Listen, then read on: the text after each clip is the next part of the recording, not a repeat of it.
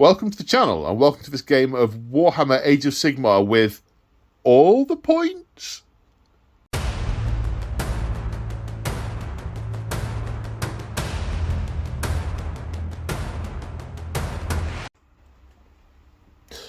That's right, folks. Today on the channel, we return to the Siege of Excelsis.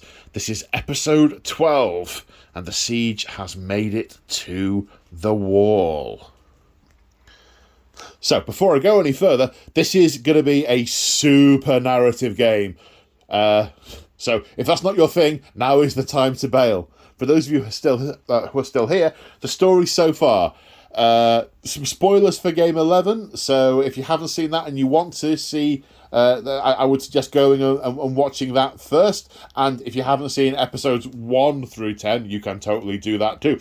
This game does stand alone, but it is part of a series and makes more narrative sense in context. So, the story so far. At Kragnos' urging, Godrak has sent Glog and his Trog herd on first ahead of the remaining horde to soak up fire from the city's cannons. That was what happened in episode 11. Game 11. Episode? Game?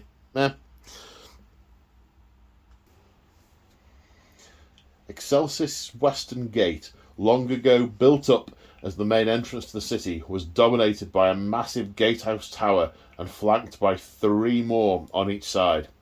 From the tall, asymmetrical spires that capped the West Gate Tower, Lord Castellant Evenblade of the Knights Excelsior coordinated the city's defence. With a fierce shout and wave of her lantern stave, she gave the order for the cannons mounted upon each of the main wall's 7 towers to switch targets to the greater mass of the horde and the Gargants now lumbering into view behind. The Troggoths were absorbing too much of their firepower for too little in the way of results. Now it was clear that they had been shielding a greater threat. With daunting inevitability, a vast mass of Orruks had come close enough for the long rifle handgunners on top of the walls to open fire. They concentrated their shots on the leaders, bullseyeing several with each passing minute to send them tumbling into the muck. But by this point, there was little need for leadership in the greater Orruk psyche. Now they were within spitting distance of a good scrap. There was no stopping them, and the din of their war cries was deafening. The wah itself was a sonic assault that drowned out the orders and clarions of the gun line atop the battlements of the 7 towers, even as it empowered the gibbering green-eyed shamans, vomiting gouts of primal magic below. The largest Gargants were flinging boulders as high and as far as they could, each landing with a colossal impact to shatter a swathe of rampart or crush a line of black powder gunners packed in too tightly atop the walls to evade. Most of the artillery were now concentrating their firepower on the vast bull-headed battering ram that approached the main gates. Propelled by a dozen lesser Gargants on either side and a hulking war-stomper bellowing invective as it pushed from the rear, the great-wheeled monstrosity was gathering speed. Lord Castellant Evenblade gave the order to thicken the fire on the battering ram, and many a solid hit was landed, but the Gargants simply kicked their wounded kindred aside, dropped their palisade mantlets, and broke into a lumbering, loping run with the weight of hammer gourd hefted between them. Those cannonballs that struck the battering ram itself may as well have been aimed at a cliff face, for the petrified bone was inherently magical and could not be undone by mere physical attacks. Those that hit the Gargants, along with stinging, flesh-ripping volleys of handgun bullets, were for the most part shrugged off. The raw greenskin energy of the Wah was coursing through the horde around them, and the giants were invigorated by it, drunk on it, intoxicated to the point that all they cared about was wreaking utter destruction. Only when the battering ram was 100 metres from the gates did Godrak thunder alongside it on Big Teeth, leaping at the last to stand astride the mighty skull of Hammergod and raise his axes high in the air. Then the ram struck home the rune-inscribed gates of Excelsis with the force of 24 gargants behind it. The runes flared, those traced upon it by Lord Croak burning bright enough to blind. With an ear-splitting crack, the skull of Hammergod shattered into 1,000 pieces. Now Godrak lay out cold on the battlements of the Westgate Tower, flung there by the arcane explosion that had destroyed the God-beast skull he had ridden to the gates. He had levelled a frontal assault and paid the price. Now the Excelsians began to take their toll in earnest, with the battering ram shattered to pieces and the gargants that had manned it reeling back in disarray. The gunners of the 7 towers sent forth a deadly fusillade every few seconds. Boiling tar, imported Axian vitriol, and heated lead were spewed from the gargoyle spouts and poured through murder holes wherever the walls overhung the brawling Orruks below. As the mega-gargants waded through the press, intent on ripping the walls to pieces with their bare hands or battering them down with enormous clubs and flails, they were met by salvos of Hellstorm rockets that blinded and disoriented them. Gorko the Big was shot by 3 cannonballs in quick succession, a volley that sent him crashing down to squash 6 armoured Orruks under his colossal weight. Then, bursting from the rocky spires to the southeast, something massive hove into view that turned the defenders' hope and to plunging despair. Kragnos, the end of empires, had come. He was already at full gallop, 100 heavily armoured Orruk cavalry on snorting gore grunters close behind him.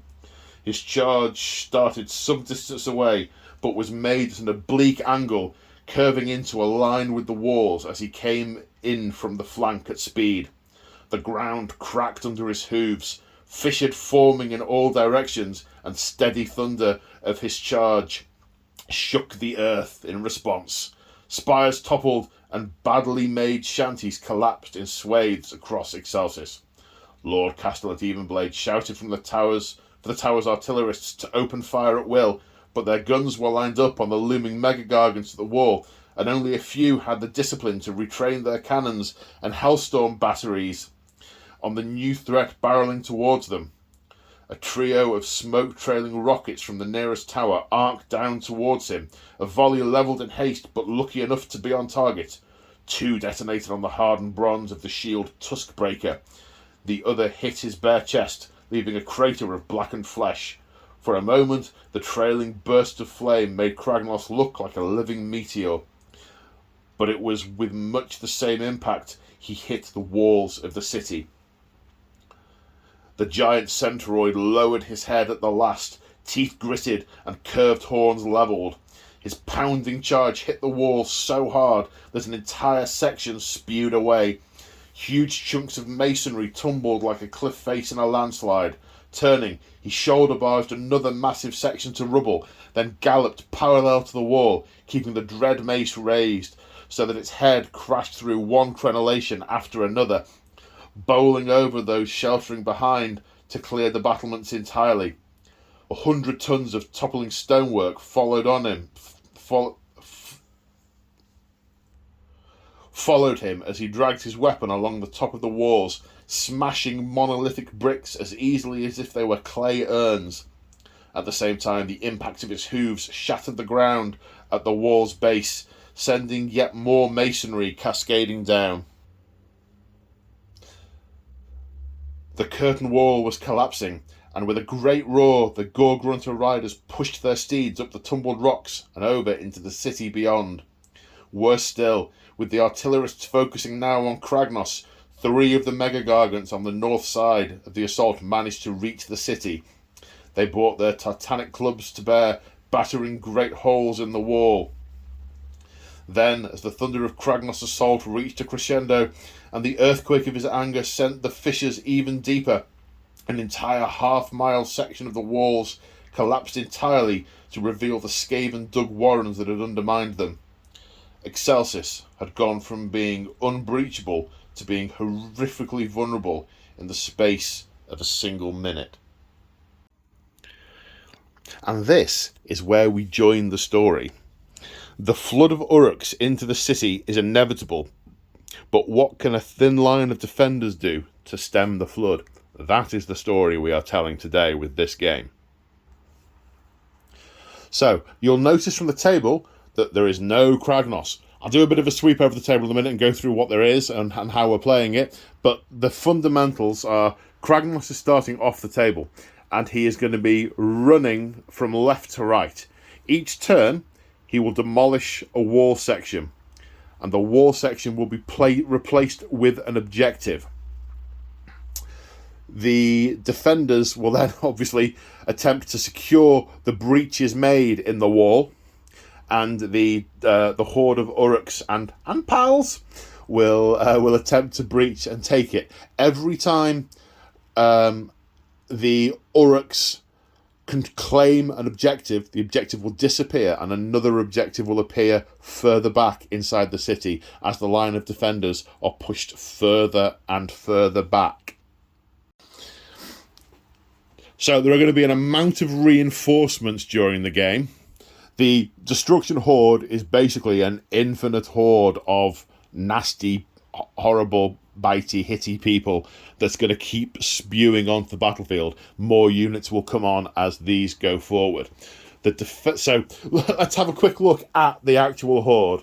So this is primarily Iron Jaws with a number of friends. You're looking the wrong way, Bob. There you go.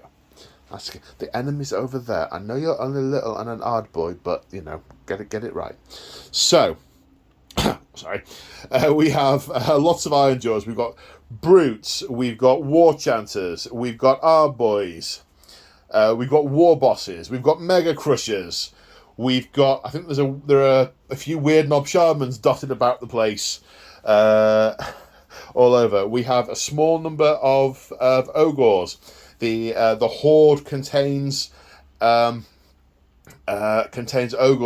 Some Gargants are here. The Megas are all at the West Gate at the moment. Well, there are a few in different places, but none are right here. A few Man-Eaters and Ale Guzzlers. Other elements of Ogres. There's a Stonehorn. Some of the Grots in the horde have been foolish enough to get this far. Buoyed on, I am sure, by the energy from Kragnos. We've got bosses, we've got grots, there are rockgut troggoths, there are units of bone splitters all about the place. Everything is WYSIWYG. What you see is what you get. We've also got units of, James, help me out. Big Stabbers. Big Stabbers. Yes, I'm not alone in here. Big Stabbers, James's favourite unit in all of Warhammer. There's no way they were not making it onto the table. There may be other different destruction units that come on as we play. The army is an Iron Jaws army, so we're going to be using all the battle traits from Iron Jaws. And where we come to units from other armies, we're mostly going to use just what's on the card, but if there's something from the traits that we think makes sense, so for example, Ogres are always either hungry or eating, we will use that, but we're going to use our judgment when we get to each unit. This is a narrative game, so there's an element of collectively agreeing this as we go along. So yes, Kragnos is going to sweep in, followed by the Gorgrunter cavalry. So that's a sort of reinforcement from Kragnos' perspective. The horde is surging up to the wall, but as Kragnos comes along, some of them will retreat back, others will just literally be trampled to death by him. So that's one of the reasons why we set up a little further back. On the wall, we have units of Free Guild Handgun. Oh, I should also mention that. This is filmed at the time of filming, due to we have announced the new Cities of Sigmar book, but it is not released yet. So we are using the units from the previous edition Free Guild book. I don't know if at time of release that book will be out, because the filming sequence and the release sequence of this campaign is a little squiffy. So yes, units of Free Guild Handgunners. We've got Hellblaster volley guns, crossbowmen, rocket batteries. There are some Stormcasts who are here. There are Judicators. Judicators, thank you, with crossbows. There are Vanguard Raptors, also with crossbows. There is a Celestia Ballista on the battlements. We have handgunners. There's a Wizard of Akshi on the battlements. Another Hellblaster volley gun, and some stout Dwarden with their big guns, just basically pointing out the hole and firing, because they can totally see over the wall. Right, now we get to see it from the other side. In the defence, we have some units of Stormcast. So the Stormcast defences are mainly focused around the West Gate, which is where the assault is coming from. It is a thin line along the rest of the wall, mainly Free Guild with a smattering of Stormcasts. As the breach occurs, other Stormcast units, led by Lord Castellan to Everbright, will start to flood into the area to hold these objectives. So we have forces of destruction coming in perpetually. I mean, look at that! How horribly terrifying! How horribly I mean, wow! I am almost lost. I'm figuratively lost for words. So we have a thin line of Free Guild, but other resources are going to be sent to these breaches by the defenders as well. We have some Ogre mercenaries recently hired. As explained in a previous battle report, the governors of Excelsis have hired mercenaries of all stripe. Ogres, Fire Slayers, Dwarden, even a trio of necromancers have been hired to help defend Excelsis. So we have a couple of units of Liberators, we have a unit of Paladin Decimators, a couple of units of Free Guild Guard, we have a Wizard of Chamon with some Free Guild Greatswords and some Ogre Lead Belchers. I'm not going to go through all the units that are going to come on in which turns, because there are going to be a lot, and you will find out as we go through. Anything I've missed, gentlemen, other than introducing you to the gentlemen? Hello, gentlemen. Hello, gentlemen. Hello. So I am going to... In fact, hang on. There's a... hang on. Wait a sec. There we go. That's much better. That's a better backdrop. So I am joined today by James from both Clash of the Dice and Sad and Lonely Wargamer, or Sad and Lonely Gamer. 2 YouTube channels that James runs. Go check them out. It's awesome stuff. Joe, who is infamous on the channel, Immortan Joe, infamous for his dice rolling and his ghouls, who have picked apart many an army in this garage and in many other places in Nottinghamshire. And welcoming back to the channel for only the second time, we have Muldis, aka Andy, but I'm going with Muldis. Everyone else gets the... You see, what Joe did was he worked his real name into his nickname. So like I did with Say Hi Paul. I mean, my name, I could surprise everyone by saying my name's Gavin, but it wouldn't actually be true. Anyway, I'm digressing and I'm rambling. So Muldis is a big destruction player and has brought lots of his Iron Jaws back. And yeah, it's all, I mean, guys, what do you reckon? I mean, I'm speechless. I'm going to let you guys talk for a minute. I'm terrified. I'm literally terrified. Oh yeah, Joe is that side of the wall. And the other gentleman of this side of the wall. I am cameraman today. I am not invested in the outcome. I'm sort of cameraman and kind of like referee, GM. We did a little thought experiment. Oh, I wonder how long all of this took to paint, and it's mind-boggling. Yeah. There's a lot here. There's a lot. And we gave up trying to count points at about 20,000. Well, yeah. It was easy, like more like 500, 1,000, 1,500. Right. That's another 500, that's another... Oh. And they're going to keep coming, and yeah, it's just one of those. So a couple of things that I've just realised I didn't mention. So, obviously, the walls of Excelsis are not quite this small. They're not to scale. This is, to quote Doc Brown, I apologise for the crudity of the model. I didn't have time to build it to scale. They're going to be pretty high. It's not going to be possible for models to just climb over the walls. So even if they get to the walls, they're not going to be able to attack them. However, units like Maw Crushers, things that can fly or maybe bounce, are going to be able to attack units on the parapet. So that may happen in early turns. In terms of traits and things, we're going to keep it simple. We're only giving Lord Castellan Even Bright the traits, which we'll go through when she comes onto the table.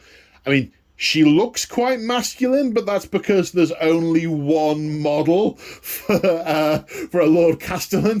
But, Stormcasts really can bulk up. Gender's almost immaterial when it comes to the size of the monsters. They're like good monsters as opposed to bad monsters. Well, they're not bad monsters. They're just very destructive monsters. They get really eager and like smashing things. I'm digressing again.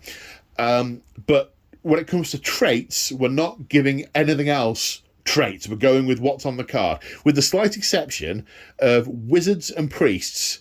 Rather than just going with what's on the card, we're going to say that they all have access to all of their prayer laws or of their wizard laws, just to make it easy to, and we'll pick to cast stuff as and when, rather than trying to remember who's got what and allocating it all in advance and having relics and that all being super complicated.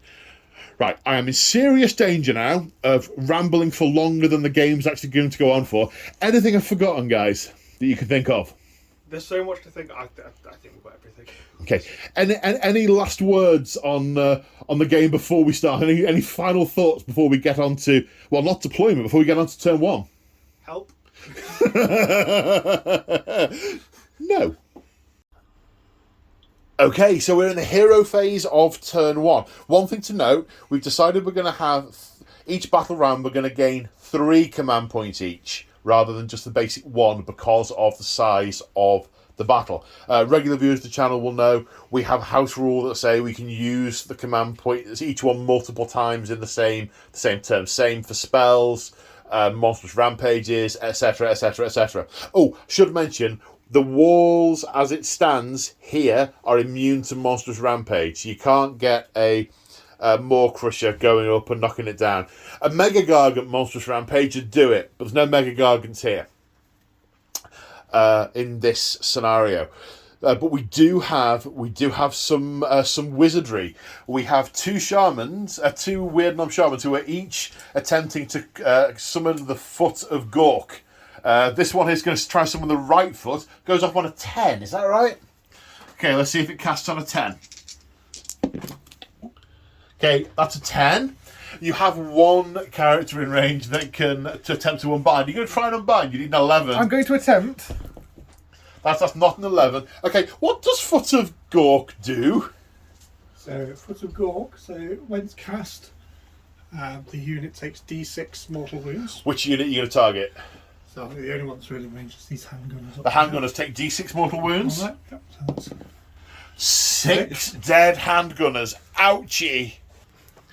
So the very first action of the game is to remove a load of handgunners. Right, now the other weird knob. Can you get a 10 with the other foot? No. So only 1 Foot of Gork descends. Okay, let's see what happens when we move. Oh, forgot something. After the Foot of Gork is stomped, on a 4+, it does it again? It doesn't do it again. Now, movement. So at the end of the movement phase, this Maw Crusher is assailing, a little bit far forward, is assailing the battlements here, flying forward, going to try and pick off some of those Stormcast, and the Horde has surged up behind it. And a little unit of Grots running on in the background, ready to stab anything that looks vaguely wounded, energized by the wire energy, by the green energy. And over here, Kragnos has started to demolish wall. So Kragnos, I should mention, was painted by March of War Painting Studios. Gorgeous model. Big thanks to James from March of War. Kragnos is awesome, and you've done an awesome job. Much appreciated. Followed by first unit of Gore-Grunter Cavalry. And that's where we are at the end of the movement phase. Some of these units a little wary of getting to the wall. Some maybe got a bit closer and actually got trodden on. Some, the vibrations in the ground are slowing their advance somewhat. So I said in the movement phase, There's going to be some shooting, because I'm sure that Maw Crusher's going to shout, going to bellow, and try and burst some organs, some Stormcast organs. So, inward bursting roar into the Judicators. 4 attacks, hitting on 2s. And wounding on 3s. That's 2 wounds. Rend of? 1. 1. So +1 save for being in cover. Yep, so it is a 4-up save. So -1 +1. Both fail. Damage? Just 1. Just 1. Kills a Stormcast. Bolt of lightning to his ear. But no one close enough to be frazzled by it. And I think that's everything that I can actually shoot in this army.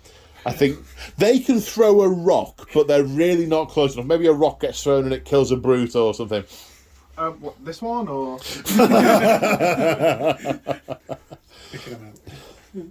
Okay, so, charges. Okay, the Gorg Runters are going to charge that free guild unit. A 6. Okay, so Gorg Runter Cavalry, when they finish a charge, they can potentially do mortal wounds, normally on a 3+, but 2+ because they have Gore Hackers. 3 of them are in range, but mortal wounds on a 2+. They run down 3 infantry. Now the Maw Crusher, flapping high in the sky, charging into the battlements, needs a 3. Definitely gets a 3. I believe you're unleashing hell. Most definitely. So the Bolt Storm crossbows, hitting on 4s. So 2 hits. 2 hits. Wounding on 3s. So 2 wounds. No rend. No rend. Save of 3+. 3+, Because he's got the... What's he got? It's the Rip Tooth Fist. The Rip Tooth Fist gives him an extra point to save. So 2 saves of 3+. Okay, makes 1, fails 1. It takes a point or takes a wound. Are they going to unleash hell as well? They're going to be within 6 inches. These guys are going to... The last guy here has got a Thunderbolt crossbow, the big cannon. Oh, of course. So hitting on 4s again. So no hits. No. So are these going to unleash hell as well? Are you going to spend a CP on a command point on that? Yes, most definitely. Why not? Let's shoot the biggest thing here. In fact, I'm going to say the ballista can as well if you want, because the guy's flying up here. If you want to throw your command points at the incoming. Yeah, let's pause and I'll get all the dice.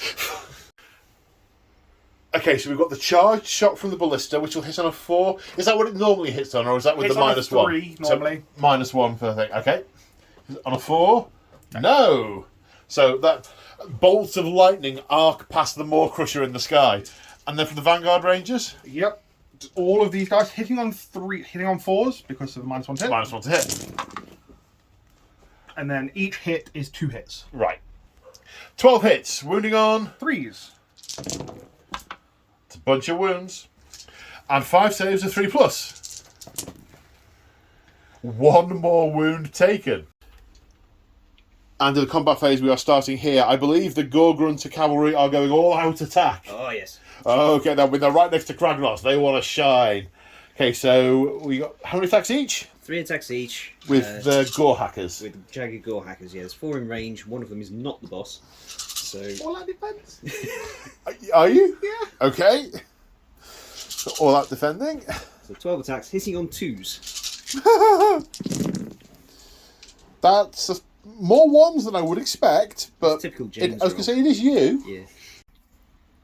So 8 hits, wounding on 3s. 3s.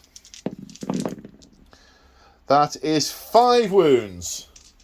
Right. -2. -2. Okay, so Free Guard have a save of 5 plus 1 for the shields is 4, +1 for 4 out defense is 3, back down to 5s. 5 saves of 5+. Fail 5 of them. 5 of them? 5 dead Free Guilders. Now we go to the cavalry, the Gorg Runters themselves. 16 attacks, hitting on 2s. with all out attack. Yeah. Okay. 15 hits. That's a 1. 15 hits. Wounding on 3s.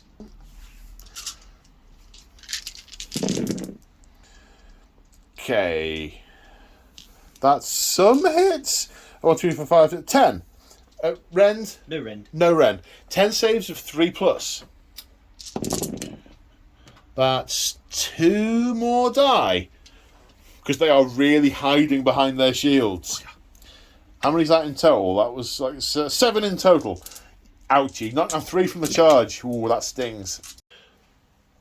So the Judicators have attacked back with 1 attack each, have caused a wound. 1 4+ save, please, sir.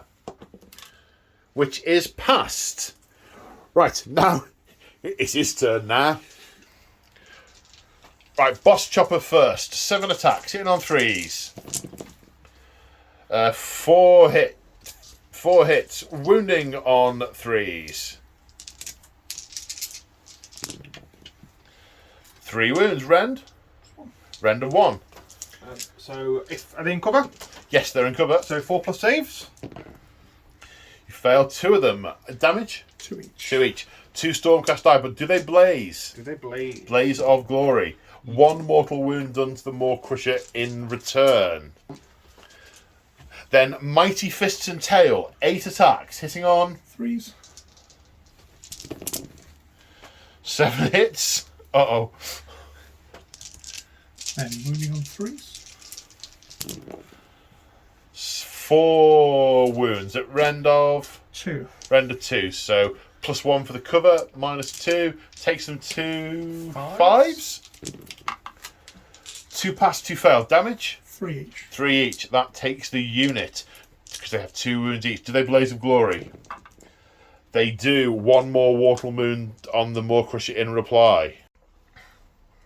Right, this Mega Boss on Maw Crusher, having destroyed a unit, will now gain +1 attack and +1 wound for the rest of the battle. We've got that marked up on the base. Now we're coming over here. The Free Guild Guard have piled back in very bravely, or foolishly, to the Gorgrunter Cavalry. 10 models. They're getting +1 attack, +1 to hit because they've got massed ranks. 11 attacks, 1 each, hitting on 3s because of the +1. And wounding on 4s. Okay, that's 6 saves of 4+ for the Gorgrunters, please, sir. 2 fail, 2 damage on 1 of the Gorgrunters. Now we're into the Battle Shock phase. Just this unit of Free Guild Guard to test. Bravery of 5, they lost 10. 10 + 6, 11 run away. They get run down by the Gorgrunter Cavalry. Brave, well, actually, no, not brave. Dead. And then the Gunners lost 6. They are Bravery 6. Is it 6 including the banner? Including the banner, yes. Okay, so 5 + 1. Okay, how many run? 4 of them. 4. 4 run. And that is the end of Destruction turn 1. Let's go on to Order turn 1 and see what they can do in response. Okay, Hero phase. We've got heroic leadership from the Free Guild General here. He has created a command point and is using a command ability called Hold the Line, which he is putting on the Great Swords, should it become relevant, and the Crossbow unit. Effectively, it gives them +1 to hit and +1 to wound. He's basically just saying, do better. And they do. They get inspired. Just don't do that. Just don't do that. Don't, whatever they did, not that. The war boss, the Mega Boss on the Maw Crusher, it's his finest hour. He is going to be first into Excelsis. Oh yes, he is. And then we have some spellcasting. The Wizard of Akshi over here is going to cast a fireball into said Maw Crusher on A 5. a 5. That's cast on. Is that an 8? There is an 8, yes. Okay, there are a number of weird knobs and things around to try and unbind. Need to 9. Fail. So fireball does D6 mortal wounds? No, 1 mortal wound has a single model in the unit. 1 mortal wound. Right, okay. He takes a mortal wound. So at the end of the movement phase, the Free Guild General has ordered his troops abound. These halbards have been ordered up those ramparts and are going to charge at the Maw Crusher. I mean, the Maw Crusher's sort of hovering here. We're flanging the rules a little bit with charge distances, but technically his base is at the bottom of the wall. Basically, they're going to attack the Maw Crusher. They're going to charge and attack the Maw Crusher, and we are all fine with that. These decimators have been... Well, I get so. Yeah, okay. So over here, Lord Castellant Everbright has run into the arena, coming from the Westgate Tower to where the breach is, with a vanguard of protectors. And he's starting to issue orders. He can see what Kragnos is doing. He knows the wall is going to come down. He has ordered them to stay put because he can see what's happening. And he knows what the likely outcome is at this moment in time. His nightmare is unravelling, but he is still a Stormcast general, and he is issuing orders as such. These iron blasters, lead belchers, thank you. These lead belchers have moved forward and are about to unleash belch lead into those gore grunters. Oh, that's what they call that. Yeah, that's just right, yeah. The great swords moving forward. They may be in a position to be able to charge them. They may not. A unit of outriders has run into the courtyard and is getting position to shoot. These liberators have moved up. Halberdiers we've talked about. And these liberators have moved up also, seeing what is happening. And that is... Have I missed anything? Is that I think that's where we are at the end of the movement. All of the Pistoliers, all of the Dwarden, the Iron Drakes. They've stayed put. They are aiming. They are steadying their shots. They are just unloading into the horde in front of them. Speaking of which, let's go on to the shooting. So, to make our lives easier, we're starting at this end of the wall and we're working our way along. So, we're starting with the Iron Drakes. So, there are 9 Drake guns in the unit that are going to fire down at these brutes. They have a special rule called... It is called Blaze Away. Blaze Away! If there are no enemy units within 8 inches, they get to add 1 attack characteristic to those weapons. So, they're going to get 18 attacks with the Drake guns. Hitting on threes. Sorry, I misspoke. They get their bonus if they're not within 3 inches, so obviously if they're not in combat. Okay, and to wound. 3s to wound as well. 3s to wound. So that is some wounds. 9. 9 wounds. Rend 1. So brutes have a save of 4+ naturally, so 9 saves of 5+. 1, 2, 3, 4, 5, 6. 6 fail. How many wounds do brutes have? 3. 3 each. Kills 2 brutes. Okay, now this Hellblaster volley gun is going to fire into this unit of brutes. It's firing all 3 decks, which gives it loads of shots, but if any doubles are rolled, then it takes mortal wounds and basically doesn't fire. It misfires. It misfires, yeah. So how many is it? 3d6? 3d6. 3d6 shots. Any doubles are bad. No, that's 10 shots. So 10 shots hitting on 4s. And winning on 3s. So 6 saves for the brutes at round 1. 4 minus 1 is 5. 6 saves of 5+. Okay, 3 pass, 1 brute dies because 3 damage are taken. Okay, 10 free guild hand gunners left in this unit. 1 shot each, but they have steady aim, hitting on 4s normal, which is 10 or more. They get +1 to hit. 4s normally, going to hit on 3s. 5 hits, winning on 3s. 4 wounds. A rend. 1. A rend of 1.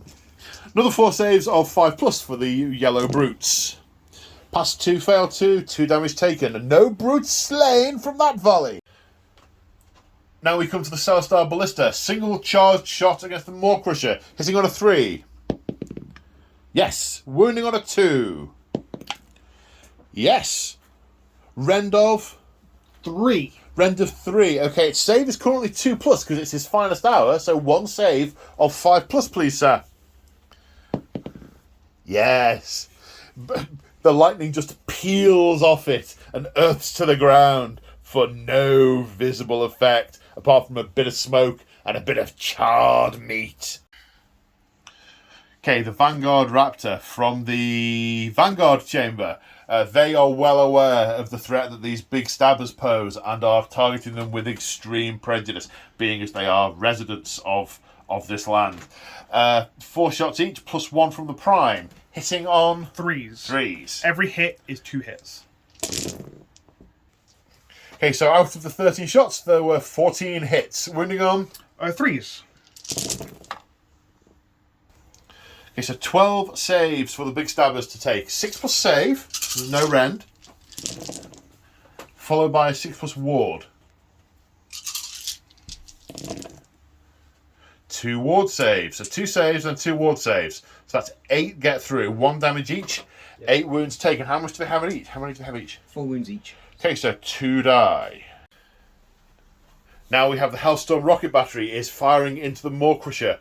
3 attacks hitting on 5s, but they're all targeting the same unit, so they're going to hit on 4s. 2 hits. Wounding on 3s. 2 wounds. Rend of what, sir? 2. So saves currently 2 up, -2 is 2 saves of 4+, please, sir. Pass 1, fail 1. Damage? D3. For 1. Okay, now we come to this unit of 20. I think it's one of the few unmolested units. 20 Regal crossbowmen. They get a shot each. However, if there's more than 10, they have, what's it called? Reload fire. Reload fire. They get an extra attack each. They're all getting 2 shots.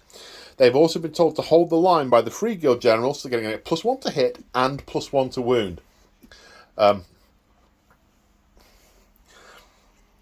Okay, the 15 that can see past this tower are being ordered to turn around and shoot at these Gorgrunters, understandably so. The other 5 are going to shoot into this unit of brutes.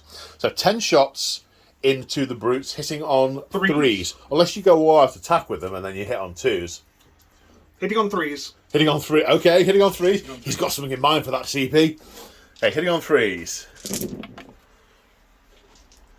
And then wounding on 2s, because 3s normally +1, 2s. 2, 4, 7 wounds. 7 wounds against this unit of brutes. No rend, I don't think. No rend. Okay, so 7 4+ saves. 1 gets through. 1 wound taken on 1 brute. 1 single wound on that single brute. And 30 attacks into the Gorgrunters, hitting on 3s. Goodness me. 21 hits, wounding on 2s. That I can see 4 ones. So 21, 17 saves for the Gorgrunters. 17 saves of 4+. Sorry, correction, 16. 4+. Ooh. 7 damage taken in total, which kills this one and badly wounds this one. And it needs 1 more wound taken off it. And the last unit on the wall, this Hellblaster volley gun, all 3 racks into the brutes. 3d6 for 8 shots. I have not seen one of these jam yet in all the time I've been playing. So 8 shots, hitting on 4s. 2 hits, wounding on 3s. 2 wounds at Rend 1. Rend 1. So 2 saves of 5+ for some brutes, for the unit of brutes. 1 pass, 1 fail. Yet still no brute dead. This brute, he's a real brute, this one. He's just taking all the fire and refusing to die. Now we have the lead belchers into the Gorgrunters. D3 attacks each. 4, 1, 2, 3, 4. 7. 7. So I can count for 7 attacks. Hitting on 4s. 4s. For 3 hits. Wounding on 3s. So 2 wounds. Rend? Rend 1. Rend 1. So 2 saves of 5+ into the Gorgrunters. 2 fail. I think that kills a Gorgrunter. They got 5 wounds each. 5 wounds each. So 1 wound kills that one. And another wound goes over on to the next one. Any more guns? Any more guns? Oh, I don't know if these guys, can they shoot if they run? We'll check. So no more shooting to occur, but the greatswords with their spy-handers are 10 inches away, so they can make a 10-inch charge in the charge phase. What's that? 7. 7. Forward to victory with your last Forward CP? to victory. Death. No, very much not. Okay, so 0 charges. Oh no, there's a charge there. You need not snake eyes. Snake eyes, okay. Not snake eyes. That's not snake eyes. Would you like to inner bellow roar at me? For a CP, unleashing hell? Yes. Oh, yes, they would. So the Maw Crusher is bellowing at -1. It's hitting on 3s, 4 attacks. 4 hits. Wounding on 3s. 3 wounds, -1. -1. So they're in cover, so it's Yeah. 5 up save. So 3 dead. Oh no, 3 wounds. How many It's damage? just 1 damage. 1 damage, okay. 3 dead. So 3 halberdiers killed on the battlements with the bellow as they charged up, and others obviously filling in the gap as they then pile in to attack. Speaking of which, 9 attacks. 10 because of the sergeant. 10 because the sergeant hitting on 4s.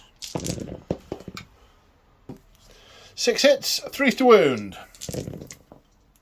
4 wounds at rend 1. So 4 3+ saves on the Maw Crusher. Pass 3, fail 1. His finest hour saving him from an extra 1 there. 7 damage done to the Maw Crusher in total so far. It's his turn now. And the Mega Boss on Maw Crusher kills 14 in reply. So at the end of the Battle Shock phase, they ran. The inspiring presence of Kragnos means the Gorgrunters did not run. The inspiring presence of this Maw Crusher meant that none of these brutes have run away. Because, why would that mean? Look, why? Why would they run? And that's the end of Battle Round 1. Let's go into Destruction, Turn 2. Sorry, I forgot to capture and forgot to place it down. When the wall was knocked down by Kragnos, the objective was... the objective appeared in this section. At the end of the battle round, it is held by Destruction, therefore goes away. Now we move on to Battle Round 2. And at the start of the battle round, Kragnos' rampage continues, smashing through that tower and demolishing this wall section. His Gorgrunter host following in his wake. Objective has spawned here. If they control it at the end of the battle round, it will disappear. As more objectives will then generate... Oh, we didn't create a new one for that one. Let's do that quick. So that objective having been claimed, another one is spawned there. That is the next point of the line to try and hold. Right, now we're going to go into the hero phase. So, hero phase summary. Heroic recovery, regained 1 wound. Heroic willpower. Was it the Free Guild General? Free Guild General. Free Guild General heroic willpower. Heroic leadership. There we go. Created a command point out of thin air. Worth mentioning, we didn't catch it on camera, but last turn the Wizard of Chamon put Mystic Shield on the Spyhandars, armouring them with mystic metal, drawing flakes of metal out of the air to cluster around them. The Gork's feet stomped down, but entirely missed everything. They didn't get successfully cast. He just the foot got waved round in the air a little bit, and the other foot didn't coalesce. And that's it for the hero phase. Now we're on to movement. Oh, nearly forgot. We got fixing beats from a couple of war chancers. 1 wound put back on there, and 2 wounds healed up over here. As we go into movement. And at the end of the movement phase, these Gorgrunter cavalry have surged onwards, looking to charge down whatever these brittle humans are and Ogwars inside. The horde is surging forward here in the wake of the rest of the Gorgrunter tide. These count as having moved, to have moved no further, but will be able to declare charges. The rest of the horde's surging up. One of the other Maw Crushers getting close to the wall, and the Squig bouncing all the way over. Other members of the horde pouring in from the back. Some Mournfang cavalry and an Ogor Firebelly all the way over there have come on in. The giant Maw Crusher that was on this side of the wall is now on this side of the wall, and then this unit of Desolators have redeployed and move forward an additional 6 inches to try and get to this Maw Crusher. No other redeployments on this side of the wall.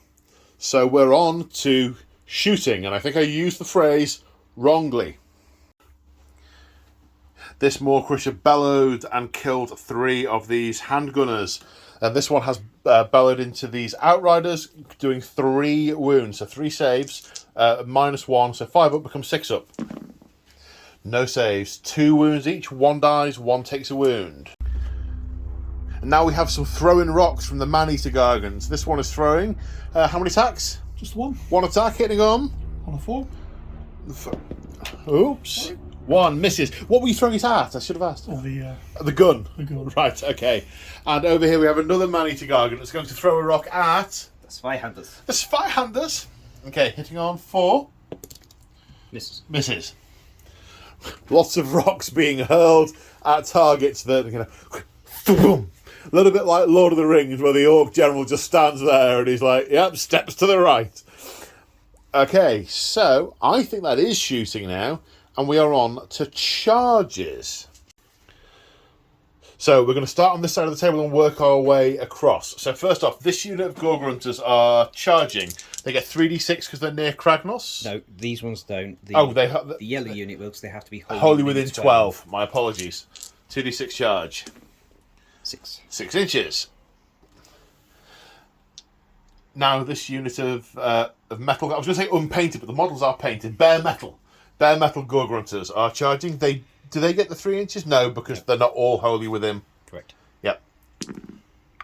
3. 3. Are you going to forward to victory those with a CP? Yeah.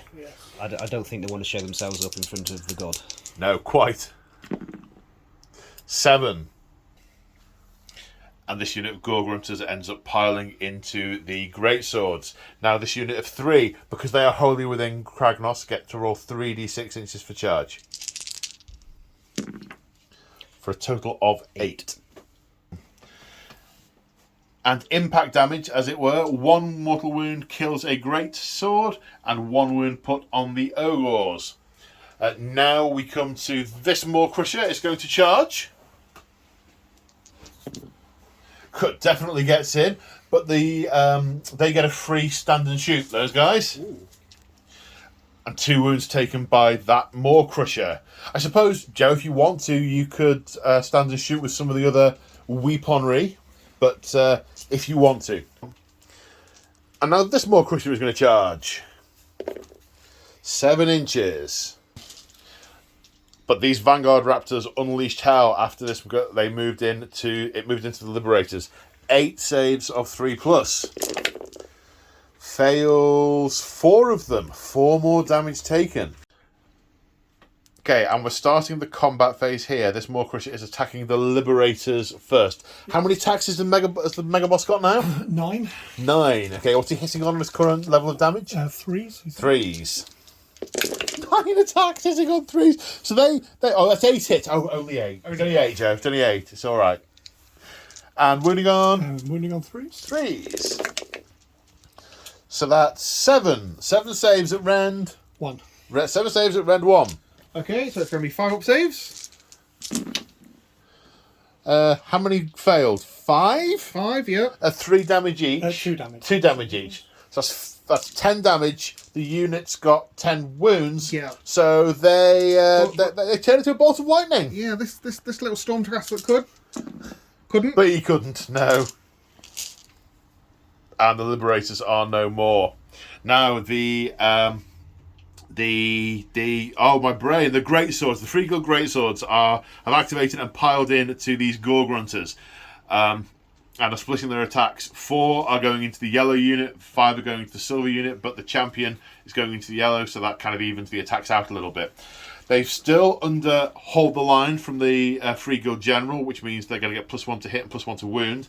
And they are also Oath-sworn Honour Guards. They're Oath-sworn Honour Guards because they're near a Free Guild hero. They get +1 to hit. +1 to hit. So these guys are going to hit on 2s, wound on 2s, Yep. rend 1. So 10 attacks into the yellow unit. Into the yellows. So On 2, so that's 8 hits. Yep. But the 6s are mortal wounds in addition. That's right. Yep. I remember now. And then 2s to wound. That's more 1s than you normally roll. Yep. So that's 5 at -1 and 2 mortal wounds. Saves of 5+. Ooh.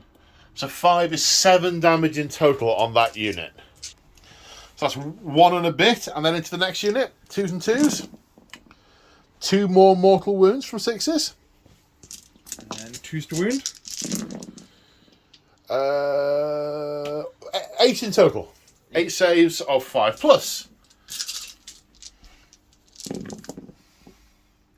6 fail. 8 wounds into... Have I got that right? Oh no, sorry, my camera... The camera can see, but Paul can't. 7 wounds in total again. Now the Gorgrunters are attacking the Lead Belchers. Hitting on 3? 2s, because you're all out attacking, aren't you? Yep. That's... All bar 1. All bar 1. 9 hits, wounding on 3s. 6 wounds at rend of 2. Go straight through. Okay, 6 damage taken by the Ogres. How many does that kit? How many wounds do they have? 4 each. 4 each. Okay, 1 was down 1, so 1 and a bit. And then 3 are in range with tusks and hooves, hitting on 4, 3s. No, 2s. Okay, 2s because of all that attack. Yep. All bar 1, and wounding on 3s. 3s. How many is that? I can't count. 8. 8. No rend on these. On 5 up saves. 8 of them. You make 2, 6 damage, killing the wounded ogre and Killing another one as well. and killing another one. Is that the exact right number? No, so 1 goes through to there, 4 goes through to that, and then puts a wound on the last guy. On the last guy. Okay. And the Gorgrunters have got close enough and have brought the Protectors into the fight. They ended up within 3 inches. The Protectors have piled in, and 3 of them are in range, because these weapons, which are called... Storm Strike Glaives. Storm Strike Glaives have a 3-inch range. So how many attacks are we looking at? 16. 16, because one of them's the champion. 1 is the 5 champion. each. So hitting on 3s, wounding on 3s. Forgot to mention all-out attack, so that was hitting on 2s rather than 3s. So 3s to wound this time though. That's 9 at -2. So saving on 6s. No. And 2 killed. And that objective is now looking potentially obtainable in the turn. In Excelsis' turn. Now we come over here to the Maw Crusher. The Maw Crusher is actually close enough to engage the wizard. Remember, it's flapping and flying around here. So the Mega Boss is attacking the Axie wizard, and the Maw Crusher is just, chowing down on the Free Guild. So number of attacks into the wizard is 9 attacks. Yep, 9 attacks with a Boss Gore Hacker. Hitting on 3s. 3s. Then 3s to wound, 6 hits. 5 wounds at rend 1. Rend 1. What's the save of the Battle Wizard? Oh, the Battle Wizard.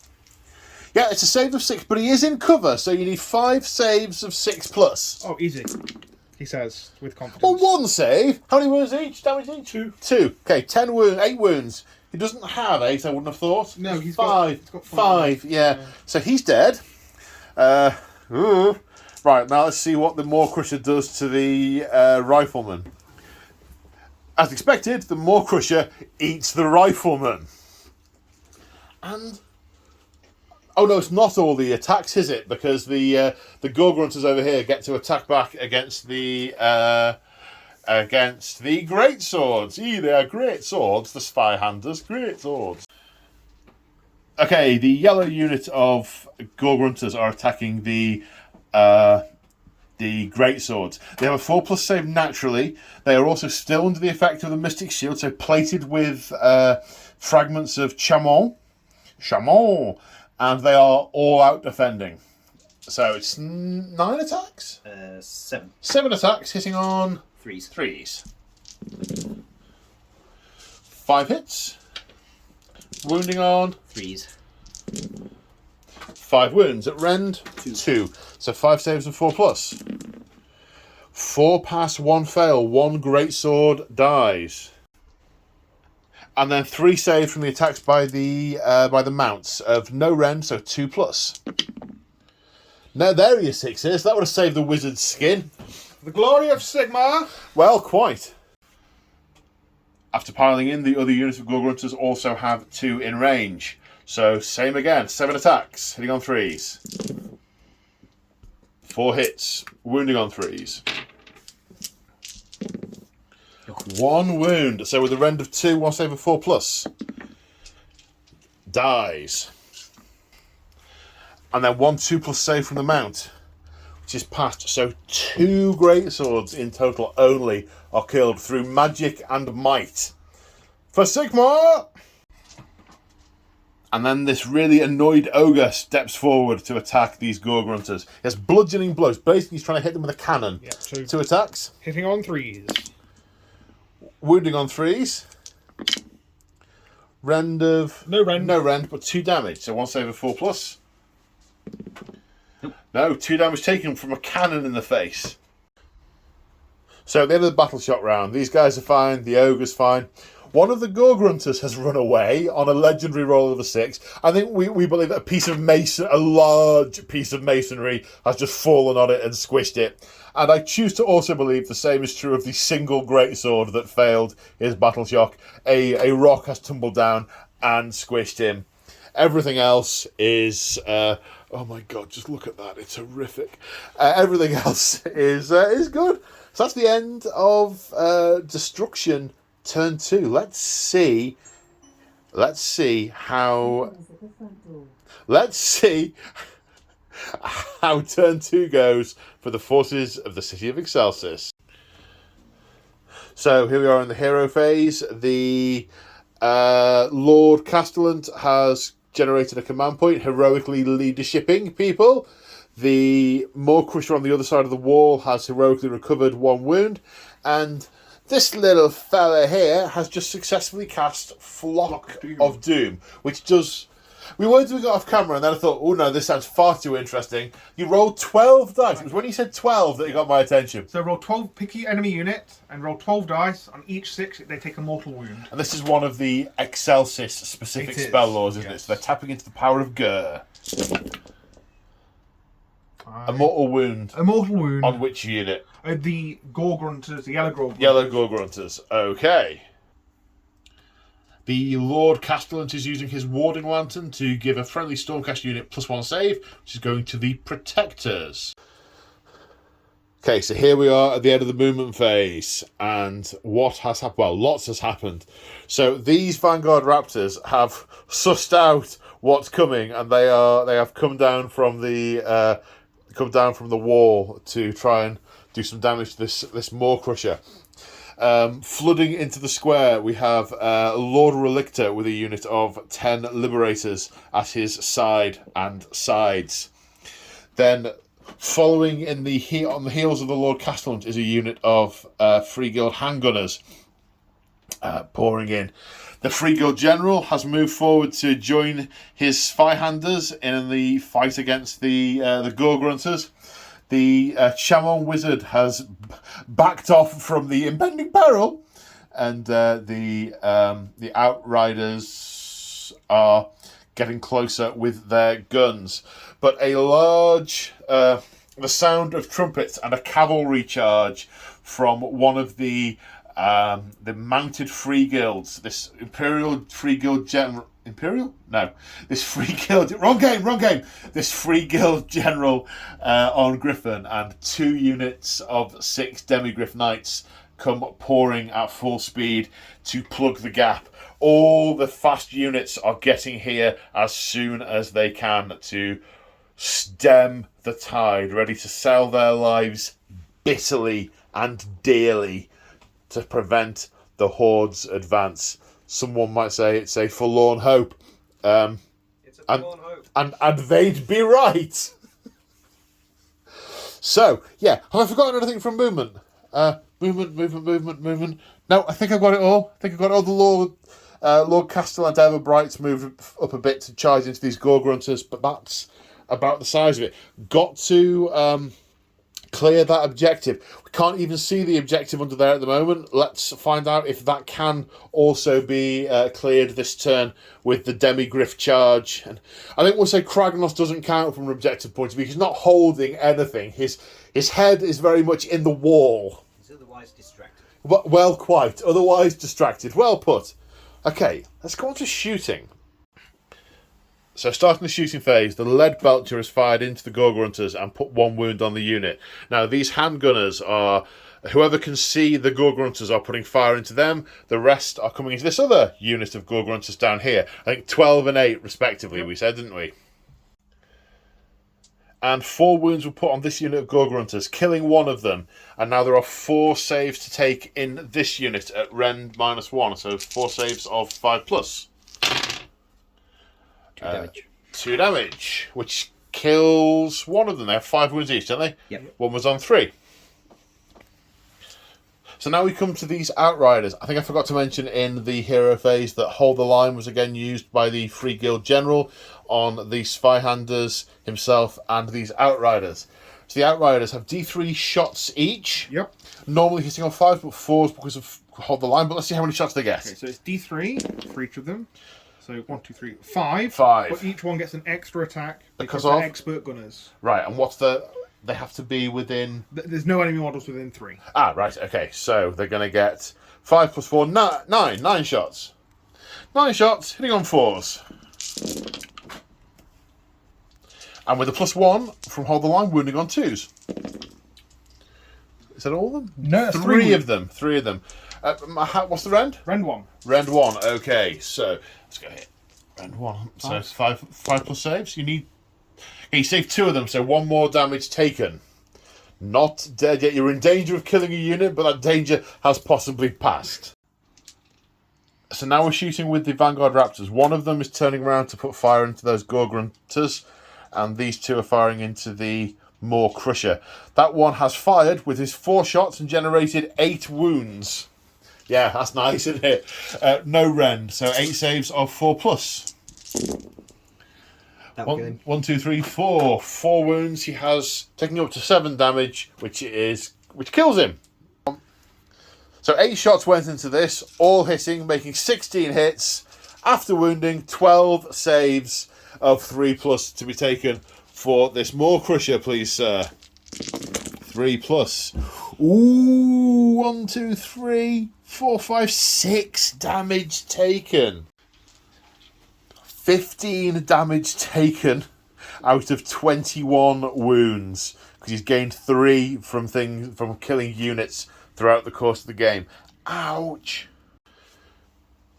Then over here, the combined fire of the Dwardin and the Hellblaster volley gun kill 2 of the Ironjaws and put a wound on another one of the brutes. Then the Celestial Ballista has fired and hit and wounded with its charge shot into this Maw Crusher. Rend of 3. So does it not have a 3+ save, that one? No, It's got 4+. 4+. Oh, so what's the damage? D6 damage. D6. For 3. For 3. Then the Hellstorm Battery has fired down into these brutes and done no damage. So now we're into the charge phase. The general on Griffin is going to use Rousing Battle Cry, which affects him and 3 Free Guild units, so basically him and the 2 units of Demigryph Knights, which gives them +1 to charge and +1 to hit in the following fight phase. So, charging, sir. Okay, there we go. So 3 + 1 is 4. 4. Unless you want to forward to victory to get it bigger. I definitely forward to victory that. Unless he is going to get in there, and then if you had a problem with how far the Demigryph Knights get, you can forward to victory them. You only got 1 CP. Yes, that's true. We'll just nudge him in. Okay, then the Demigryphs. 6. 6 + 1. Oh, sorry, 5 No, + 1. yeah. They might get +1 for their musician as well. We'll check that out. 6 or 7. So a total of 7. And then before we move those, we're just going to roll the dice for, because they're going to a different target, this other unit of Demigryph Knights. 7 as well. 7 as well. So the Demigryphs smash into these units, as does the General. The Foot General has successfully charged in also to these Gorgrunters, and Lord Castellan Everbright has also made the charge successfully over there. Now these Liberators are attempting to charge and need Ooh, it's going to be more than a 6. probably more than that. So it is 7 as the crow flies, go around the corner, so it's going to be an 8. And I think I am going to spend the command point I generated to forward to victory. Forward to victory. 8. 8, that does it. And then the Relictor, the Lord Relictor? Yep. Or are we going to say he just goes with them? I'll leave it. Yeah, we'll go with them. I'm going to say he just goes with them because that's what makes most sense there, I think. And then the Decimators are going to come in from behind. Okay. For 6. Okay, end of the charge phase. We are monstrous rampaging. The Griffin has roared, successfully locking off these Gorgrunters from orders. Then we have this Maw Crusher is going to stomp on a 2+. It will do D3 plus 1 wounds, mortal wounds. What's that? 3, so 4 mortal wounds to which unit? So you've got Liberators, Decimators. You could do it to the Lord Relictor. Or the Lord Relictor. Go on then, Lord Relictor. 4 damage on the Lord Relictor. Maw Crushers do extra damage with stomps, but because it is so wounded, it is only +1. Okay, Joe choosing to start with the Decimators to try and take out this Maw Crusher. They have 5 attacks each. Hitting on 3s. But yes. We really want this dead. Yes. So they're all out attacking. They're all out attacking. The final command point that I have. Okay. So 2s to hit. And then a metric handful of hits, wounding on 3s. 17 saves at Ren 2. So 17 saves of 5+. Good luck, sir. That's not 17 saves of 5+. That's 12 damage, putting it on 27 wounds taken. It is dead. It's an Maw Crusher. It has ceased to be. So in return, the destruction, folks, this Mega Boss on Maw Crusher is bellowing with rage, issuing all-out attack to 3 units within 18 inches, because Mega Bosses get to pick 3 when they do an order. So this unit of Gorgrunters, that unit of Gorgrunters, is it all 3 units of Gorgrunters? All 3 units of Gorgrunters are all-out attacking. Then this unit is activating to attack. Okay, so these 2 who have been in a protracted combat with the greatswords are carrying on, targeting the greatswords. This one is turning to face the Griffin that's just charged in, and they can't receive an order. They were roared at. I've only just remembered. Yes, that's true. So they can't be picked. You have to pick a different unit, but we'll come back to that in a sec. And then one guy is going into the demigriffs. Yep. So which ones have you got first? The 2 going into the... 2 going into the greatswords. You spending any orders? You're out of command points. Okay. So, hitting on. 3s. 7 attacks. 7 attacks. Wounded on 3s, I believe. Yep. Which is 5 at Ren 2. Cool. Sorry. 5 at Ren 2. All fail. 5 dead. 1, 2, 3. There's 6 in the unit. So the mounts... Yep. 3s and 3s. Coxbook probably would have been a fail anyway. So that's 3 regular saves on the last guy. 4s? That's 4+. No, the unit is gone.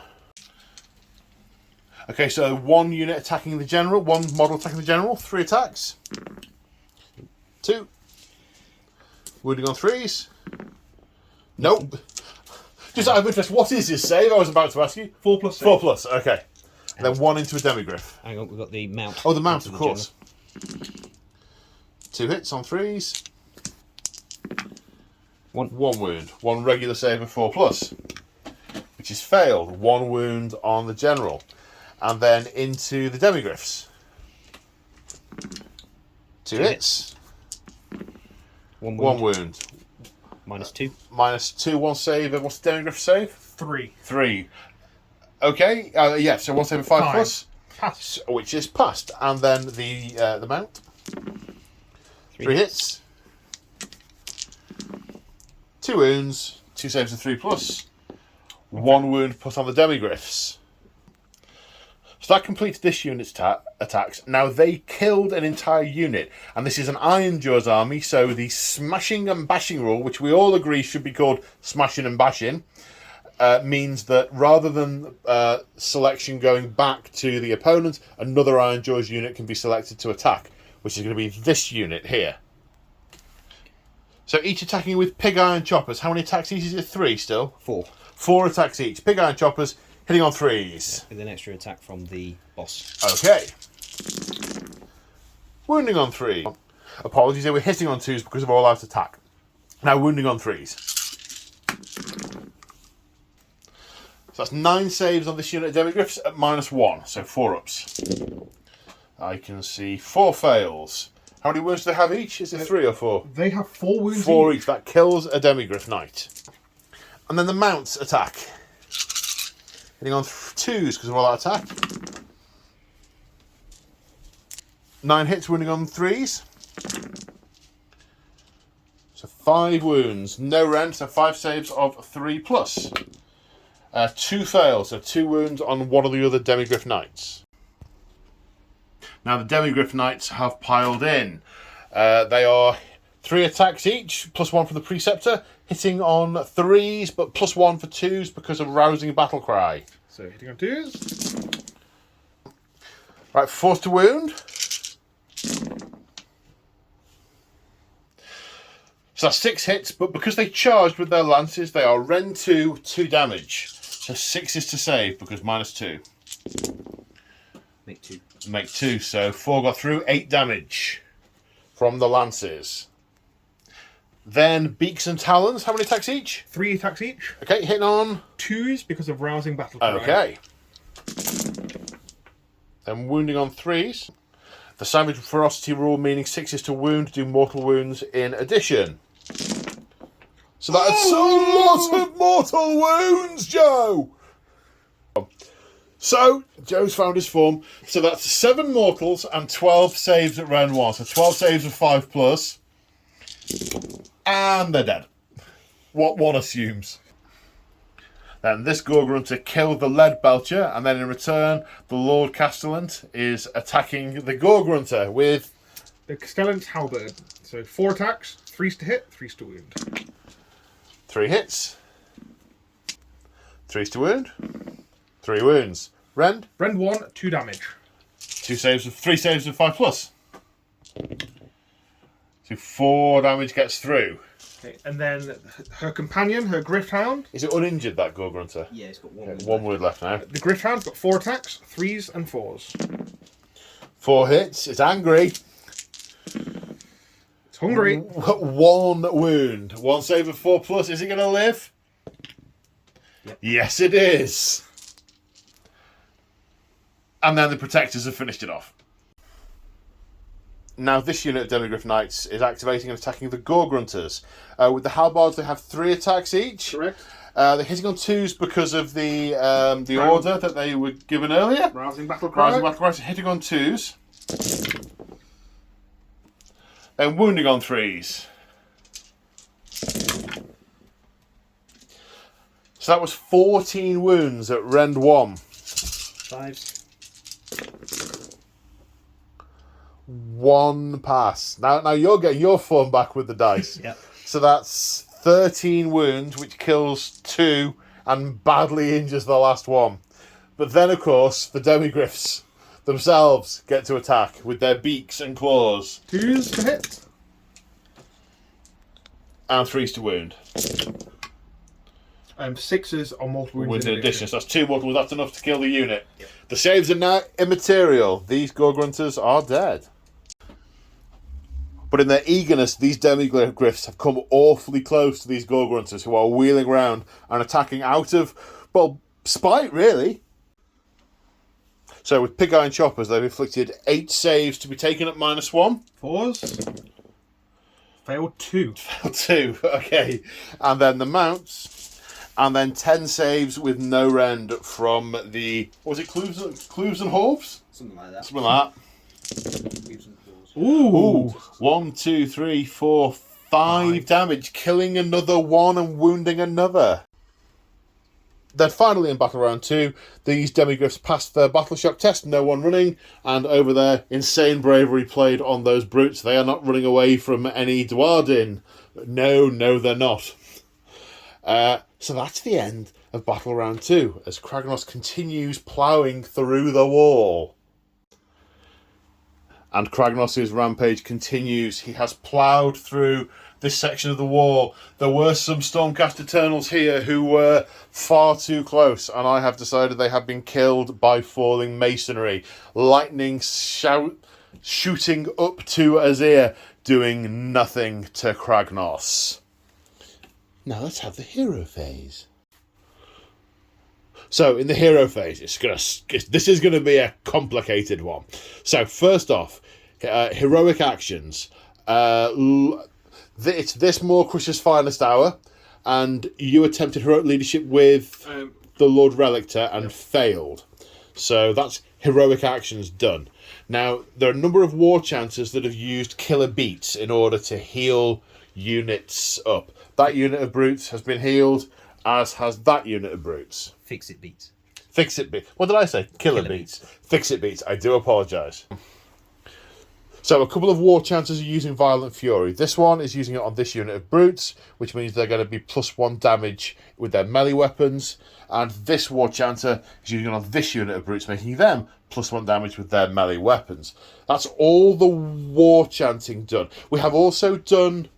we've done some of the wizardry. There might be more we do. So we've done the 2 weird knobs. This Firebelly conjures gouts of flames which envelop these brutes in a protective aura of Mystic Shield. Okay, so now we come to spending command points in the hero phase, and 2 of the mega bosses are going to use Mighty Destroyers. This is an Ironjawz specific thing. And because they're mega bosses, they get to play it 3 times. So it's one of their command traits, and they can play it 3 times. So he's issuing it to this unit of brutes, our boys, that unit of brutes, that unit of brutes, and it basically lets them either have an instant move or an instant charge if they are within charge range. So that's happening there. This mega boss is also issuing it to him, doing the same to himself, and this unit of brutes, and that unit of brutes. So we have a massive surge forward of the Ironjawz now that the wall is aerated with a mighty wah, although we're not using the wah rules yet. A mighty wah, but not really a wah. Okay, so we're mid-move. These guys got their charge in. These brutes have just rolled an 11, which gets them all the way up there. Well, we're just measuring to see if it gets them all the way up there. Does it get them all the way up there, James? Yes. Hooray! So after Mighty Destroyers, it looks like this.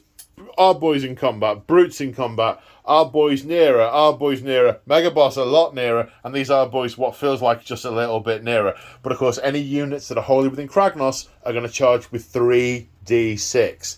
Objective created there, where the wall section has come down. This objective very much in peril now from an Excelsis perspective. It's been pointed out to me that I just referred to these as our boys, and that is inappropriate and upsetting to brutes.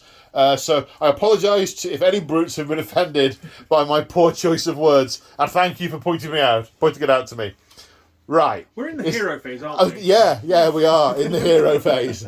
I was just going to say, is there anything else left to do in the hero phase? I think all the wizards have done their thing. All the ones that are near enough to do anything. So I think we're now on to move. Unless you've got any command points you want to spend. Unless you want to spend your command point.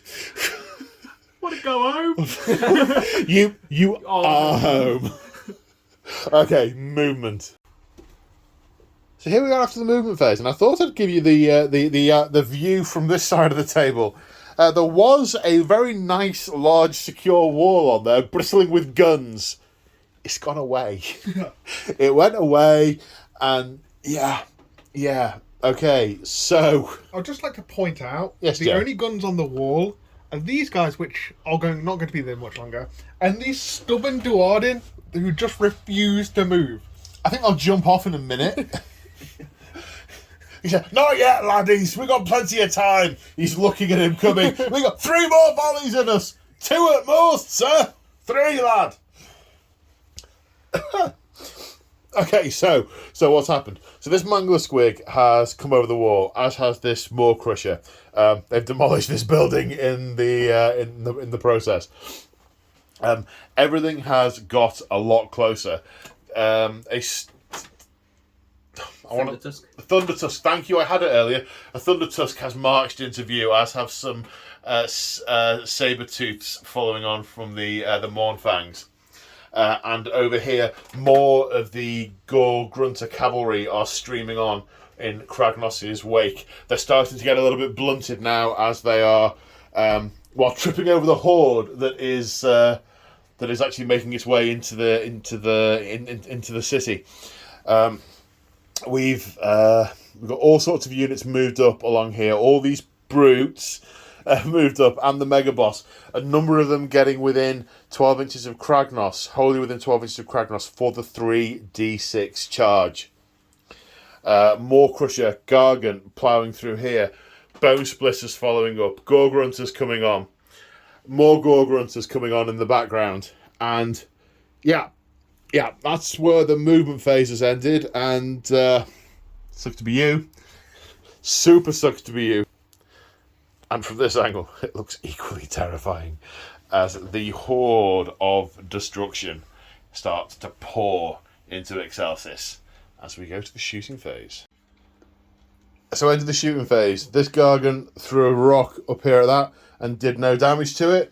This guy at the back has attempted to fire his harpoon, forgetting that the range is shorter in this edition, and apparently shot the Gargant in the back. Well, it made us chuckle.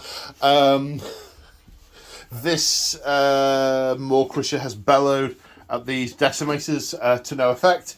This Maw Crusher bellowed at the Griffin and did a single mortal wound. And this... Oh, sorry, a single wound. And this Gargant threw a rock at the Griffin, doing no damage. So now it's a charge phase. And I think these boys are going to need to think. So during the charge phase, these Gore Grunters have charged in here, put a mortal wound on the charge with their Gore Hackers. The Gargant has charged into the Demigriffs, and the Maw Crusher has charged into these two human generals. And because of the size of it, has also engaged the Outriders at the back. Next, these brutes are going to attempt to charge. If they want to get to the Outriders, they need 8 or more on 2d6. That is cocked. That could be a 6 or a 3, so you're going to need to roll that one again. 4. Now, you could spend a command point on 4 to victory if you want to. No. Okay, right now these brutes are wholly within 12 inches of Kragnos, so can roll 3d6 for their charge and see what options await them. 6. Fewer options. Maybe they can get to those Decimators. I think we can spend a command point to reroll that one. Yeah. Forward to victory then. Yeah. Yeah. We can't do much worse than that. Well, you could. See? But that's significantly better. 16-inch charge. The options await. Okay, Mega Boss with a 3d6 charge. For 11. Then this unit of 10 brutes are going to charge. Following that Mega Boss. 3d6. For 16. The brutes ending up here. Now there's a Maw Crusher that can also 3d6 charge. For 16. And the Maw Crusher flies over, lands on, and levels this building as it completes its charge into those Liberators. Nothing really the Squigs can do at the moment. We're going to need to get... There's going to be some more units coming up here in a minute as they start to rush towards the wall. Any other charges, folks? Can the Mangler not charge at the Dwarden? Nowhere for him to go, though, is it? Yeah, I guess. It could go there. Roll for it, 2d6. Or is it a special? With the bigger Mangler Squig? Still only 2d6. Let's see how far it can get. 8 inches. Not close enough. It's got to. It's got to get quite a bit closer to do that. Right. Monstrous rampages. We need some thinking time. Okay. Right, monstrous rampage time. First off, the Maw Crusher is going to attempt to stomp on the tiny little Imperial Free Guild General in front of him. Stomps on a 2+. Successfully. Now, because he's an uninjured Maw Crusher, does D3 plus 3 damage. You need 2 or more on a D3 to kill him. 3 damage. Free Guild General is stomped on, and that's a kill for that Mega Boss. Now the Man Crusher Gargant is roaring at the Demigryphs on a 3+. Nope. No, the Demigryphs have not been. They're not intimidated by its bellows. So that happened. That Maw Crusher over there, we are not giving a Monstrous Rampage to because it has landed on and demolished that house. Which there is actually a rampage for anyway, so that's what we're going with there. Smash to rubble, thank you, sir. Right, the Griffin is doing... Titanic Duel. Oh, which does what? Plus, I pick a monster within 3 inches. Yep. This lad gets +1 to hit against him. Ooh, nice. Snazzy. Right.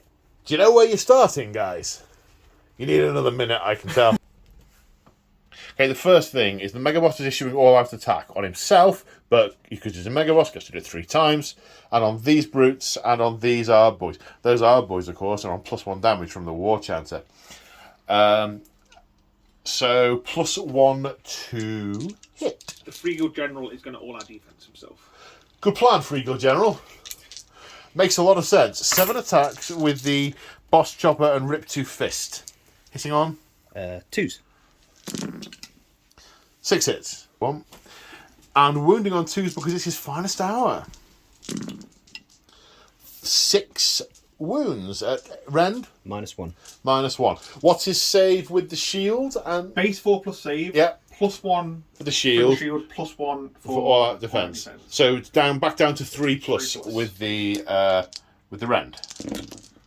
Failed twice. How much damage? 2 damage each. So that's 4 damage taken from the Mega Boss. Right, Mighty Fist and Tail, 8 attacks, 2s and 2s again because of all out attack and finest hour. So that's 1 miss, and then to wound, 2s again. Yeah, sometimes I keep the camera rolling just to keep you on your toes. So another 6 at Rend. -2. -2, so 6 saves of 4+. 3 fail. How many damage each? 3 damage each. 9 damage. That looks like 15 taken in total. What's he have? He has a gravestone. Oh dear. Well, he's probably a lord of a noble house, having led a prestigious Free Guild Demigryph regiment for decades, torn down by that monstrosity. Smashing and bashing. On the gate. So smashing and bashing. Oh dear. Smashing and bashing, of course. No, not smashing and bashing. Smashing and bashing. It's wrong, but it's what the card says. Yeah. Means now we pick another Iron Jaws unit to fight next before Joe gets a turn. So who's it going to be, lads?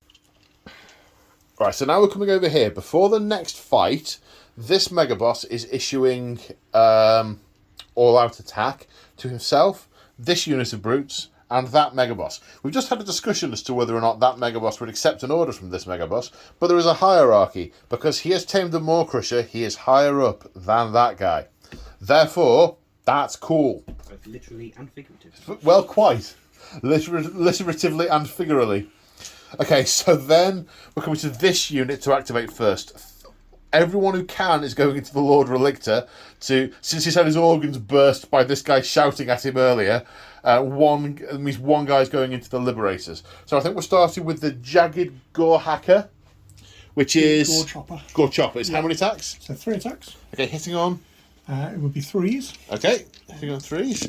But plus, is it 3s without all out attack? No, it's 4s. So. All right, so 2 hits. But you also get +1 to hit rolls because of the big thing, because he's got more than 4 wounds. Okay, so the 2s were a hit. So 3 hits. So 3s to wound. 2 wounds. Rend of 2. Rend of 2, saving on 5s. 5s. 2 fails. How much damage? That'd be 2 each. 2 each. He dies. Okay. So the rest Blaze of those, glory. the rest of those attacks are just bouncing into his disintegrating corpse. 7 dice for Blaze of 6. Glory. Looking for 6s. 1. Get 1. 1 mortal wound.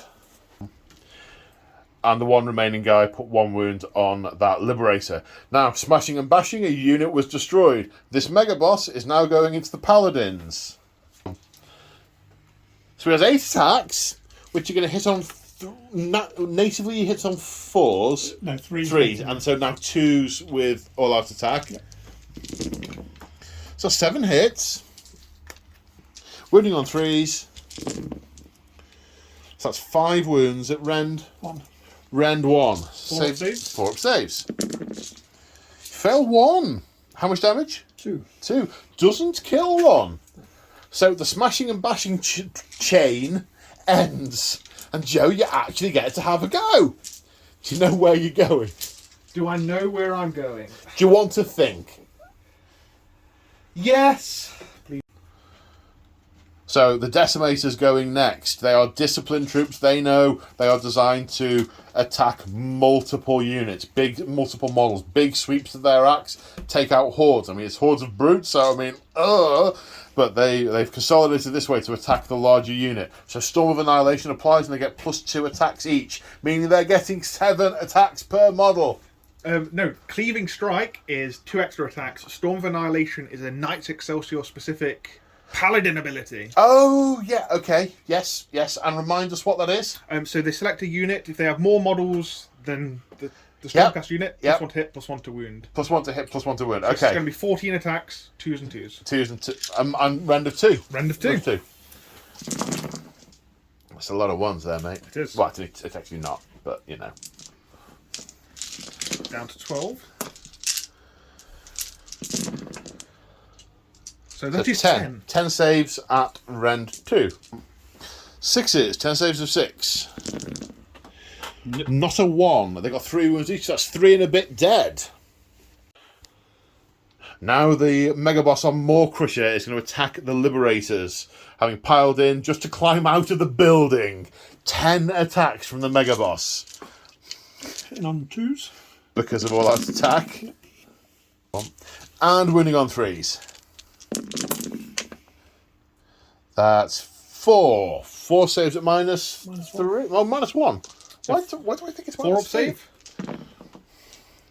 So 1 gets through. Damage. 2. Oh, it's because it's the Mega Boss, not the... But yeah, right, yeah, I'm getting confused. Blaze of Glory. Nothing. Nope. So 1 dice. Now it's the Maw Crusher. Sorry, I got very confused for a moment there, ladies and gentlemen. So 9 attacks from the Maw Crusher, hitting on 2s. 8 hits. And winning on 3s. 7. Now this is at -3. -2. Render 2. So 5s. No. One of them. So 6. 3 damage each. 6 times 3 is 18. And the unit's got 18 wounds remaining. I think. 2, 4, 6, 8, 10, 12, 14, 16. 18 wounds remaining. Right, so this seems a bit disjointed. They would blaze, but... Well, no, they will. Yeah. They're dead within... Those 2 are dead within an inch. Yep. So there's 4 dice there. Yep. 1 mortal wound. So it's up to 6 damage. And then 4. That guy will die.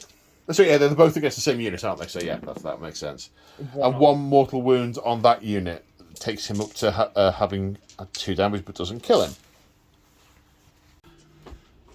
So now, smashing and bashing, we come to the hard boys. 3 attacks each, +1 for the unit champion. 31 attacks. They are all out attacks, so hitting on 3s. 18 hits. Wounding on 3s. So there's no rend, but they are 2 damage each on account of the War Chanter. 16 saves. Saving on 2s. Saving on 2s because of all-out defence, of course. Drop that one. I can see 1, 2, 3, 4 ones. That's 8 damage get through. That could have been 2 Demigryphs, but that could have been a lot worse. And these Demigryph Knights have activated and done 8 wounds to the yellow unit of Gore Grunters. killing one, leaving one, having taken 3 wounds. Then these Gore Grunters are going to activate. 1 Demigryph killed and 1 taken 2 wounds. Then we come to this unit of Demigryphs, are splitting their attacks all over the place. 2 into the Brutes, 2 into the Gargants. I guess that's not all over the place, that's just, 2. So the Gargant's got 2 saves to take from the Riders because their lances are not on the charge. There's no AP. Rend, thank you. Nope. Both fails. That's 1 damage each, 2 damage in total for the Gargant. Yep. And then the mounts. 2 mortal wounds on account of the Demigryphs and 4 saves from the mounts at Rend 1. Nope, they all fail. So that's another 6 damage, so he's taken 8 so far. So into the Brutes, 4 saves to take from the Lances. No Rend, so 2 damage. And 1 save at Rend 1 to take from the Mount. Nope. No, another damage. Does that kill one? That kills one. That kills one. Woohoo! And now this unit of Gore Grunters is activated and have wiped out those Demigryphs. So they're now smashing and bashing, and we need to find another Iron Jaws unit to attack. Probably this unit of Brutes here. So piling the Brutes in, only 3 of them are in range. 1 Jagged Gore Chopper and 2... So 2 Jagged Gore Hackers. Right. And 1 Gore Chopper. Okay, which are we doing first? We'll do the 2 Jagged Gore Hackers. Okay, no, there's no all-out attack on this unit, so they're hitting on 3s. Okay, 6 attacks. 4 hits, and wounding on 3s. 2 wounds. What's the rend? -2. Render -2. Saving on, 5s. and the saves desert you. Damage. Just 1 each.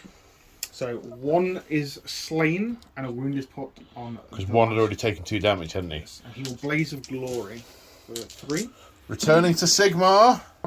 Then what we got next? So we've got the Gore Chopper. Gore Chopper. How many attacks? 3. 3 attacks. Hitting on Hitting 3s. 4s. 4s. It's a big 200 weapon. 1 hit. Wounding on. 3s. Wounds. Rend. -2.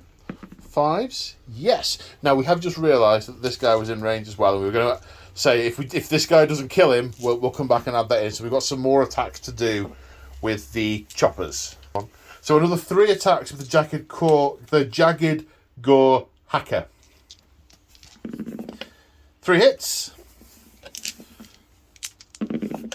3 wounds. 3 saves of 5+. 2 go through. How many damage does it do? Just 1 each. Just 1 each. But that is enough to kill him because he's already taken a point of damage. Does he Blaze of Glory as he returns to Sigmar? No. But bashing and smashing. Are there any other Iron Jaws units who haven't fought? And somewhat unbelievably from my perspective, there are still Iron Jaws that haven't fought. So now these Brutes are activating and attacking the Demigryphs. And 2 damage put on the Demigryph Knights. Now coming over here, the Outriders have turned their mounts around and drawn their cavalry sabres. 2 are in, 1 attack each. Forced hit 2 hits, and forced to wound. 1 wound. Any rend? No. 1 save of 4+. Yeah. Yep, that's good.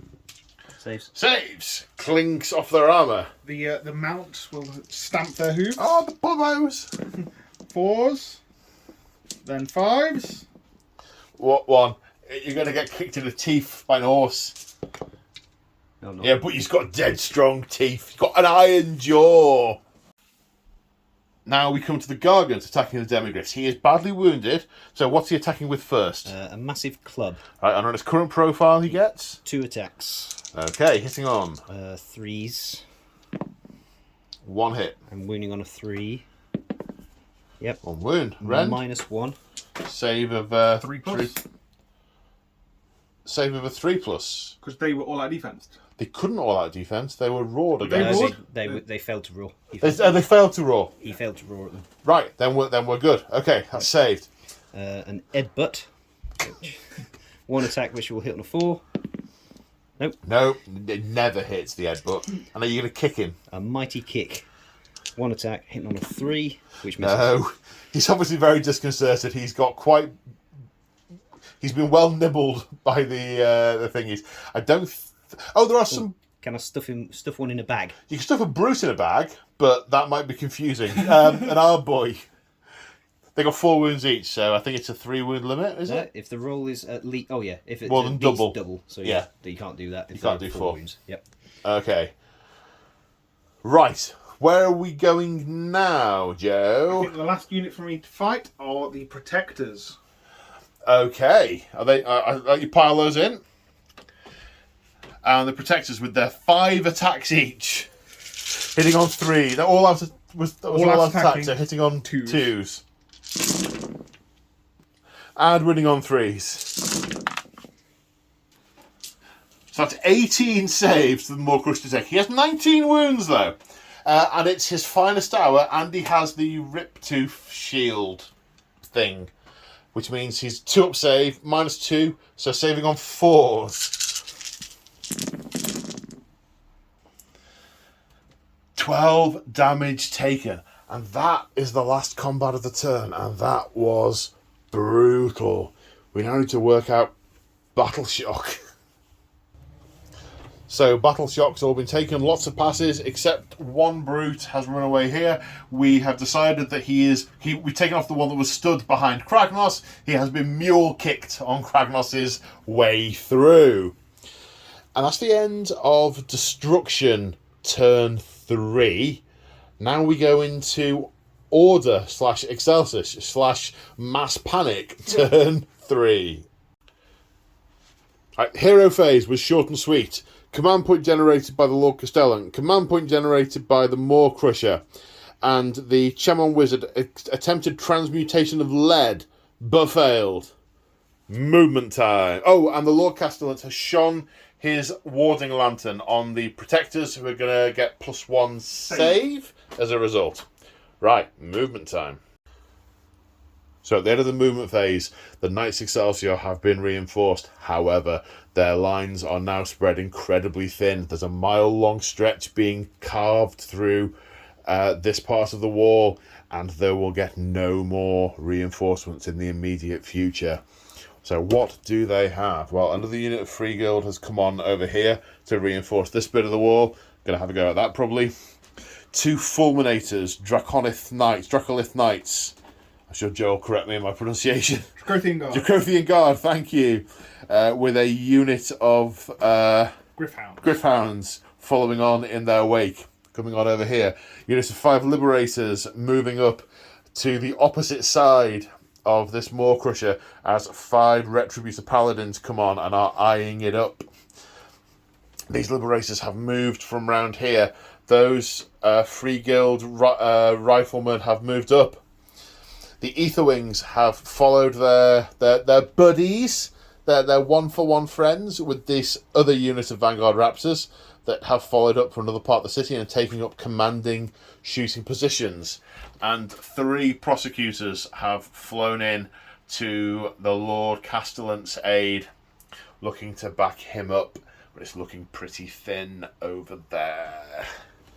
And that's where we are at the end of the movement phase. We now need to shoot stuff. And the Iron Drakes and the volley gun fired into the brutes, killing 3 of them. The Celestial Ballista fired at the Stonehorn Thunder Tusk, fired at this very large beast being ridden by an ogre, and put 1 wound on it. The Outriders then firing into these brutes, killing 1, putting a wound on another. Now the Riflemen, the handgunners, are all firing at the Maw Crusher. How many shots is it? 20. 20. Hitting on 3s. 3s and 3s, isn't it? Yes, it is. Then wounding on 3s. 11 saves at Rend 1. So 11 saves of 4+, because he has a 3+ save.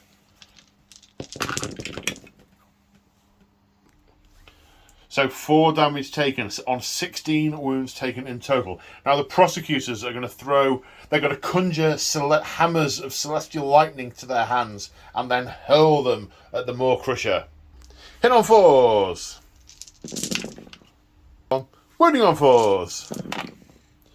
1 save of 3+, or is the Rend 1? Rend 1. Rend 1? Wow, an actual stat on them. 4+ save, which they pass. Now the unit of Vanguard Raptors are splitting their fire between these two Maw Crushers. They're both within 12 inches of the Ether Wing, so they're going to get +1 to hit. 2 guys shooting at that one. Hitting on 2s. Hitting on 2s. 8 shots. That's 6 hits, 12 hits in total. Winning on 3s. 6 saves, no rend. Ooh. 1, 2. I can see 3 fails. 4 fails. 4 fails. That gets him. It is an X-Maw Crusher. It's been downed. And then 4 wounds put on this Maw Crusher with the remaining 1. A large Maw Crusher sized gap has opened up there. However, the sound of others cawing? Caw! They don't make that noise. Bellowing in the distance. The horde is... It's not infinite, but there are hundreds of thousands of Orruks and many more Maw Crushers out there. Dun, dun, dun. And lastly, the Fulminators with Stormblast. They don't follow the normal doodah. On a 4+, they... do mortal wounds. So that's 1. Unless you want to say that's cocked. I want to say that's cocked. Okay. Yep, for D3 mortal wounds. For 2. On the Maw, on the... 2 on a brute. Oh, it kills this one here, look. Oh yeah, that one's taking a point of damage. That's nice and neat. 1. And we're in the charge phase. Retributors are going first. 7. 7. That'll do it. Then the Fulminators. 7. Griffhounds. 8. They've got a couple of choices. Yeah, they'll probably go this way. And the Free Guild make it into this boinging monstrosity. Liberators next. 6. 6. The Liberators end up here. Had a look at that narrow tunnel, but that's hammer time. Liberators. No. 3. Are they going to forward to victory? No. No. Okay. Then over here, prosecutors. They look like they've been tagged in. Actually, they protectors. Sorry. Do you want to measure? Yeah, let's measure. 1. Just out. They charge. And a total of 8. And they end up here, pouring into the breach in a forlorn attempt to hold the wide gap on their own. 5 souls, wrought of lightning and Sigmarite. And the Lord Castellan is going to charge. She's going to join. 6. On a 6. And ends up here. And lastly, the prosecutors are following them in. They get extra dice because, they can fly. And they end up here. And this... It looks like they might be able to clear this gap of what's there at the moment. But the horde is nigh on infinite. So, monstrous rampages. Starting with the Mauler Squigs. They are going to giant boing. Or is it massive boing? Giant boing. As they boing off into the city of Excelsis, much to the consternation of its defenders. They are in and they are loose. But I suppose these guys are alive for the minute. Now this Maw Crusher is stomping on some paladins on a 2+. Yep, it's 2. 2. So with his current wound profile, that is D3 plus 2 wounds. For 4, will kill a paladin. Blaze of Glory. Blaze of Glory. Nope. No. Ignominious death. Of non-glory. And then the Man-Eater Gargant is going to roar at the Protectors in an attempt to lock them off from their orders. On a 3+, which they do. They may not issue or receive orders now. And that's all the monsters who are in combat at the moment. We've taken a significant number of them off in the last term. Joe is electing to go with the Retributors, hopefully going to take out this Maw Crusher before it gets to attack. How many attacks each? 3 each? 3 each, 1 extra from the Prime. Did you say all out attack? Or No, I did not. You did not. Okay, so hitting on 3s, I assume. Ooh, yep. And wounding on 3s. So that's 7 at rend 2, so 6 up saves. 1. 6 get through. 2 damage each, 2 Joe? damage each. So that's 12 damage. It's taken 10 So it's on taking 22 in total. Started with 18, it's got +2, so it's on 20 at the moment. So that is enough to take it down. We have another Maw Crusher down. We have a Maw Crusher down. So first to activate for the Orruks are this unit of brutes who are going to target the demigryphs. They're going to get +1 to hit because of the duff up to big things rule, because their target has 4 or more wounds. And 2 demigryphs are killed. Okay, so the protectors activating next, piling in. 4 are going against the Ard boys, 1 not quite close enough going against the Mega Gargant. So against the Ard boys, 5 attacks each. Yep. They declared Storm of Annihilation at the start of the phase of the combat. So that's pick a paladin unit. Sorry, pick an enemy unit, and paladins get +1 to hit and wound against them if they're within range. Okay, so 2s and 2s against the Ard boys. And wounding on 2s. So that's 12 saves at -2 to take. So saves of 6s. So 2 passed. There are some Uruk shields in there which give ward saves. Yep. Ward of 6, and there's 2 shields in there. Yep. Nope. So Dies. 1, 2, 3, 4, 5 Orruks die. Yeah, there were 2 more ward save dice there. We rolled them. There was no different, and 5 Ard boys are killed. And the 1 into the Mega Gargant. Hitting on 3s. 3 hits. Winning on 3s. Went through all the numbers there. 2. 2 saves of Ren 2, which goes straight through, I believe, onto the Gargant. Yep. Taking into 10 damage. He's not dead yet. I'm still here. And this Mega Boss issuing all-out attack on himself. This unit of brutes and that unit of brutes. Now, this unit of brutes are going to activate and attack the Fulminators. Okay, the Fulminators are all-out defending. The Jagged Gore Hackers ×4 are hitting on 2s. 2s, of course, because they have more than 4 wounds. And 3s to wound. 7 wounds at Rend 2. 4 plus saves. Accounting for the -2. Correct. Okay, 3 fail. 3 fail damage. 2 each. 2 each, 6 damage in total. Kills 1 exactly. Kills a Fulminator. Blaze of Glory. That's good. That's good going. A mortal wound On the guy. brutes. Yeah. And then the Gore Chopper gets to attack. 3. Hitting on 3s. 2s. 2s, of course, yes, because of the size of the target, just as well. 2 hits, winning on 3s. Winning on 3s, yeah. Rend, 2. 2 saves, 4 plus. Fail Both fail, damage. 2 each. 4 damage. It's taken 4 damage. Jiminy Jillikers, radioactive man. Ouch! And Joe choosing to activate the Fulminator whilst he's still there. He's attacking the Mega Boss. Yes, so the Storm Strike Glaive hitting on 3s. So 1 hit. Oh man. And 3s to wound. 1 wound. At Rend 2. And they're like 3 damage each on the On the charge, charge. aren't they? Yeah. 1 damage at Ren 2. So 1 5-up save for the Mega Boss. No, 3 damage taken. Then the Claws and Fangs from the Dracolith. Hitting on. 3s. Okay, 1 hits. Wounding on. 3s. 1 wound. Rend. 2. Save of 5 again. Fails. Damage. 2. Another 2 damage taken. He's taken 5, but he's got 7. He is still kicking and screaming and chopping. Always with the chopping. So the Mega Boss attacking the Fulminator with 8 attacks, hitting on 3 2s. Why 2s? For all out. All out attack, that's right, it was issued earlier. That's 7 hits, by which I meant 6 hits, winning on 3s. 4 wounds at -1. 1. -1. 3 up save.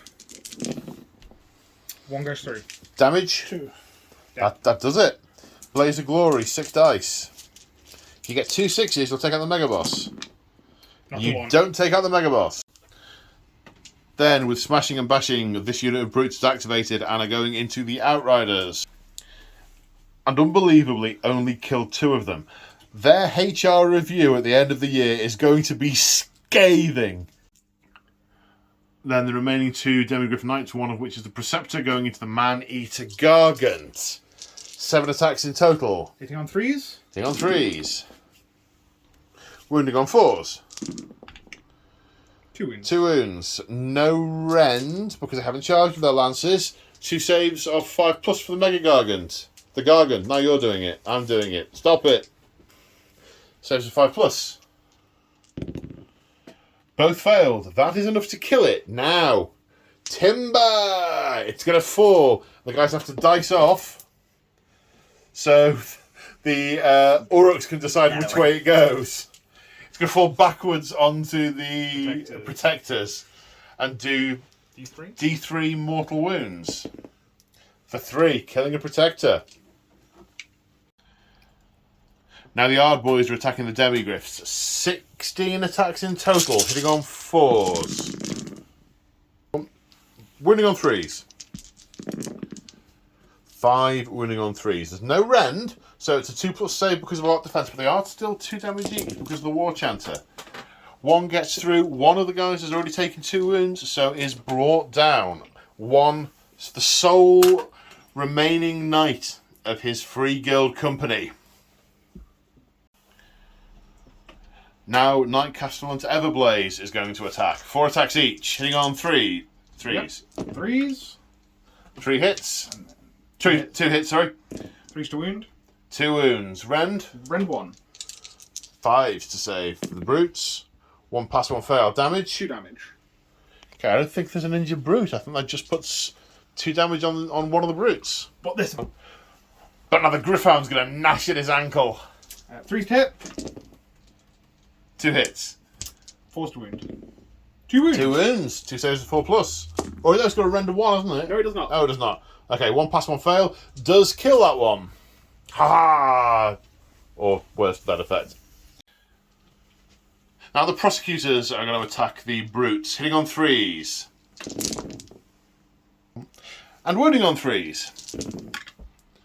All of them. 7 saves. No AP on those, are there? Rend 1. Rend 1. There's definitely no AP, but there is a rend There is of a rend. 1. 7 saves at -1. Whoa! 1 gets through. 1 wound. 1 wound taken. That's karma for you, Joe. And lastly, and actually leastly, the cavalry sabres from the 2 Outriders do nothing to these brutes. And that is all the combat. We now need to work out Battle Shock, or... The horses. The horse, of course, the horses. Nope. No, sorry. Sorry. No, nothing from the horses. No, Okay, nothing from so the horses. definitely leastly. Yeah. Now we need to work out Battle Shock. And the Battle Shock phase.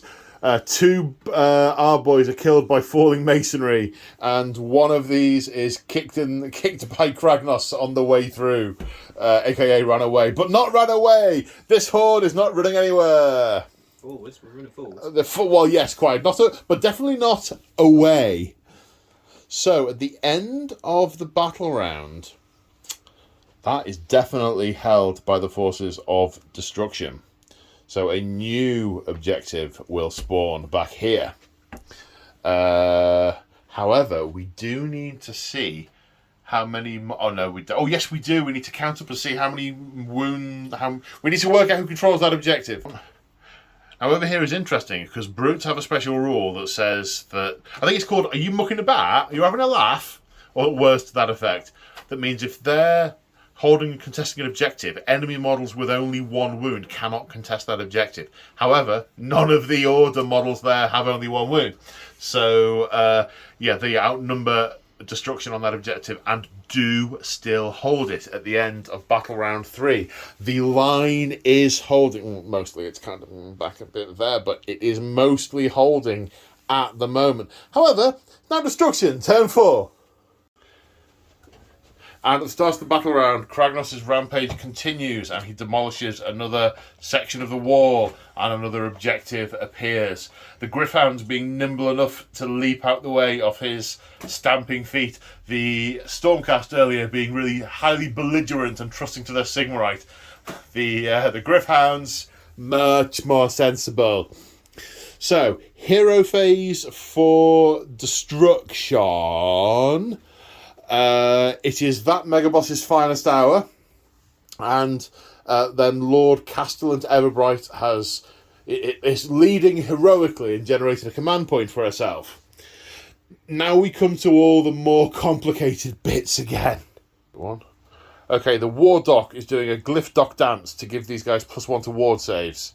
Say it was save rolls or ward saves. Did you just say save rolls? +1 to save rolls. And 3+. Nope. No. So, Violent Furies from the War Chanters. This guy is going to put it on. These gold grunters. Okay, it can't go on those. It has to be it's only infantry. brutes and hard boys that it can go on. Brutes and Hard Boys. In which case, then, is it wholly within? This says any friendly Ironjaws unit hold within 15 inches. We'll get back to you. Go on. And the verdict's in, and yes, you can put them on the Gorgrunters. You can put them on any friendly Ironjaws unit. Okay, so that's got +1 damage. And this one over here, where's this one going? Onto these brutes? I don't know if they're in range. Okay, he is just about in range to do it on those guys. This War Chanter's putting it on these brutes. This War Chanter's putting it on these Hard Boys. Those brutes as well. And the last War Chanter over there is putting it on the 3 remaining ones that haven't been shot to death by the Dwarden. Yet. Featured word, yeah. They've got another round. We'll get one more salvo off. Okay, right. Now we're going to go on to wizardry and magic. Now, previously, we've not done... There are a number of spells that we haven't used because the walls to Excelsis are permeated with powerful wardings and glyphs. However, Kragnos has rent a whole bunch of those asunder. So now there are going to be potentially many luminous hands of Mork and or Gork descending on the battlefield to catapult units further up. So, Mystic Shield placed on these Gorgrunters. This weird boy knob is going to try and Hand of Gork on this unit of Bow Splitters on a 7. Yes. That's an 11. And the Bone Splitters end up here. Those Outriders restricting where they can drop in. The little knot of resistance there. Pushing the 9-inch bubble, as it were. Okay, now the Madcap Shaman that's with these Grots is going to attempt to do the same thing to these Tragots on a 7. That's not a 7, that's a 5. So that didn't happen. So this weird knob shaman is going to attempt to do the same thing to these Hard Boys. Needs a 7. That's an 11. You going to try and unbind that on a 12, Joe? Am I in range? Oh, no, you're not. You're really not. Okay, so they move. And the Hard Boys end up all the way over here on the other side of the wall. They breached the boundary. They crossed the seal. The knight warned us not to take the grail from it. No, that's something else altogether. So this weird knob shaman is going to attempt to cast Basham Lads. Waves of green wire energy weave into nearby Orruks, invigorating them. What's the casting value? 8. That's a 7. Close, but no wah-ness. Wah. I haven't used wah yet. Sigmar. Any other spellcasters? I hope not. I don't think so. Firebelly, we did the Firebelly already. Yep. Okay. I think it's movement time. But before we move on to the movement phase, it's also complicated. I can't keep up. We're spending a command point in the hero phase on Mighty Destroyers for this Megaboss. Now, Megabosses on foot can do it to 2 units rather than 3. In fact, did we make a mistake over there when we were doing it with 3 units? Ah, right, okay. So we've spotted it. And he's doing it on himself and the Gorgrunter cavalry, which means because they are within 12 inches of an enemy unit, rather than a move, they now must attempt a charge. So, Gorgrunters? Yep. 5. That'll do. I mean, you could forward to victory if you want. It's a charge move. Unless that will do. Forward to victory. I would like it to be a little bit better. 5. It's exactly the same. But 2 command points. 2 command points instead of 1. James Clash, everybody. And then the Mega Boss. Just roll them at the same time, just for ease. 9. The other way round, I imagine, would have been preferable. Yeah. And 1 Gorgrunter ended up within an inch and did a mortal wound to one of the protectors. And the Mega Boss ended up here. Right, we are now, having done the charging in the hero phase, we're now going on to the movement phase. So, at the end of the movement phase, the Gorgrunters that were already over here have sweeping around this part of the ruined tower to start to charge over onto this objective. More Gorgrunters are sweeping on in the wake of Kragnos, and in many ways he's now losing his comet tail of Gorgrunters as they're pouring into the city.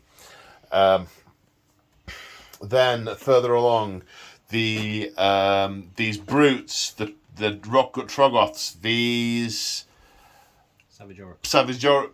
These Bone Splitters, Savage Orruk boys.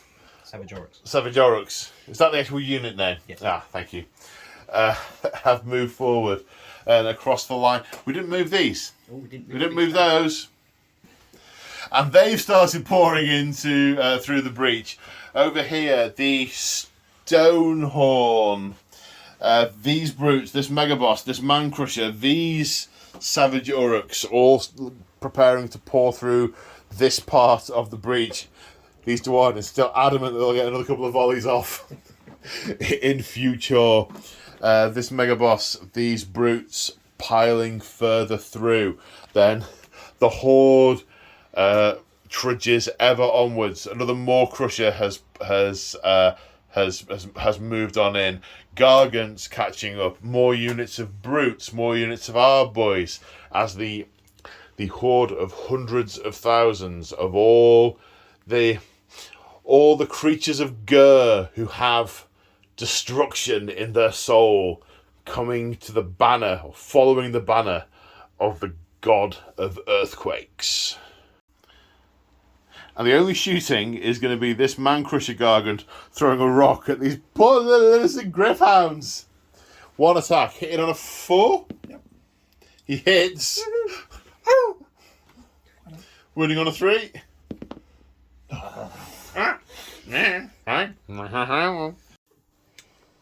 Okay, charge phase. Starting over here, there are a number of charges, as one might expect. These Gorgrunters are going first. Charging 9, slamming into the protectors. And the Gorgrunters slam into the protectors, doing 2 mortal wounds on the charge, which is enough to kill this model. Blaze of Glory has put a wound back on one of these Gorgrunters in return. Where we go next? We've got 2 Gorgrunters around here. Okay. 9. And they've made it round to the Lord Castellant and the Prosecutor. No mortal wounds done on impact. Ard boys get +1 to charge for having a drummer, so they're 9 inches away, need an 8. That's a 10. Now the brutes. 3. Are you going to forward to victory, a CP there? Yes, I think we need to. Well, you say need, but... yeah, It would be more beneficial to. Going to, I think. That's better. 10 inches, yeah, that'll do it. The Savage Orruks going to charge. Snake Eyes. They get +1 to that, so they can move 3 inches. So they could engage the... Good squidge in there. They could go into the protectors if they want to. Then this guy is going to charge. Ooh. 11, so you can definitely get through that gap. And ends up here. The Troggoths. I mean, they're just happy to be here, you know. Yeah. I don't think that's quite It's far. having a good time. Now we're on to this side of the table. The Mega Boss is next. Gets a 4. Not going to make it. No, not if he's going round, and I think that's a little bit slower to go over because I've got a command point. you go forward to victory. You want to get on that. Well, your goal is to push further forward. And it's going to be in the way if we don't. Okay. Yeah. Good luck. I mean, That one's pretty cocked. it could be a 1 or a 2 or a 3. Yeah, I'm going to say roll both of those again. They are both fairly cocked. That's a little bit better. 10. And he ends up here. Then the brutes. 7. And they end up here. The bow splitters get +1 for their bone rattler drummer person, so they need an 8. Being they are 9 away. They make it in. I mean, poor horses. I mean, their annual appraisal is going to be scathing. Ending up here. Now the big stabbers are scenting blood.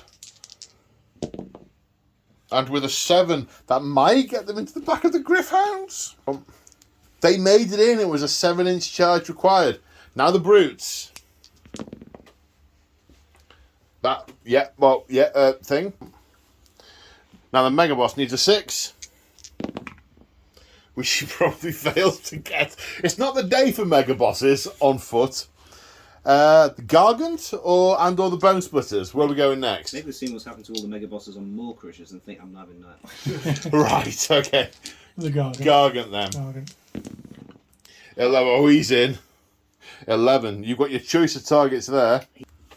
Right, we've just remembered everyone gets an extra d6 because they're within range of Kragnos. We've rolled an extra 6 for him, so he's actually going to get a 11-inch charge. And the Gargant has just... I mean, he can't...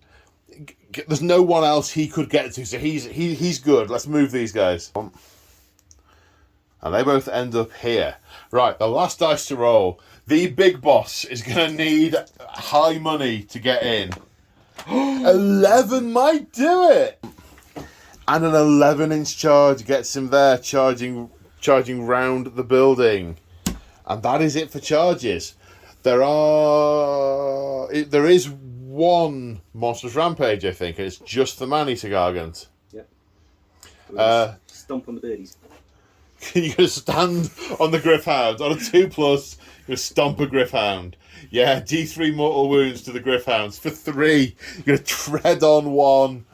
And he's closest to the foot. Oh no, he's not. But he's my favourite. Well, you can remember him. He's got a metal hat. That's how that's how all the other Griffhounds know he was in charge. He's got a metal hat. Okay, in the fight phase, slight admin hiccup. We're declaring Iron Jaws War this turn. We should have done that to start the charge phase. Would have given us bonuses to charge. But even so, that bit's done and dusted now. But it still gives every Iron Jaw on the table +1 rend in this combat phase. So I believe we're starting over here, yeah, with these 3, because these are still within 3 inches. They made the charge in the hero phase. They're going to pile in. Yep. Okay, so there are 2 Jagged Gore Hackers in range. Now this unit, thanks to the War Chanter, has +1 damage. Thanks to the War, has an additional point of rend. The Protectors have got all out defense, so they were also under the glow of the lantern earlier. So they've got super many lots save. You were all out attacking, did you? No, you can't all out attack because you spent up. Yep. Okay, so hitting on 3s. 5 hits, wounding on 3s. 2 wounds. 2 wounds at rend 3. 3+ save. So taking all the pluses and minuses into account, it's a 3+ save. Fails 1. 2 damage taken. Now the Protectors are activating. They're using the Storm of Annihilation ability and they're attacking the Savage Orcs. and gaining +1 to hit, +1 to wound because they outnumber them. I mean, to be quite honest, looking at that with just all the Orruks, you're definitely getting it. They're performing like a blade dance for creating like a barrier with their glaives. At this point, they're hitting anything. Yeah, quite. Okay, hitting on Twos. 2s. And wounding on 2s. So 10 hits at Ren 2, which is going straight through the armour of the Bone Splitters, but they do get wards from their war paint, so 6s. 2 pass, that's 5 Bone Splitters killed. They have 2 wounds each.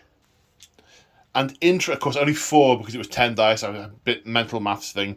But we've removed the nearest for narrative reasons, but what that has actually done is pulled them out of engagement range, so they are not going to be attacking the protectors this turn, which is of course why they would do that, for protection purposes. However, Orruk folk, where are we going next? Do we know?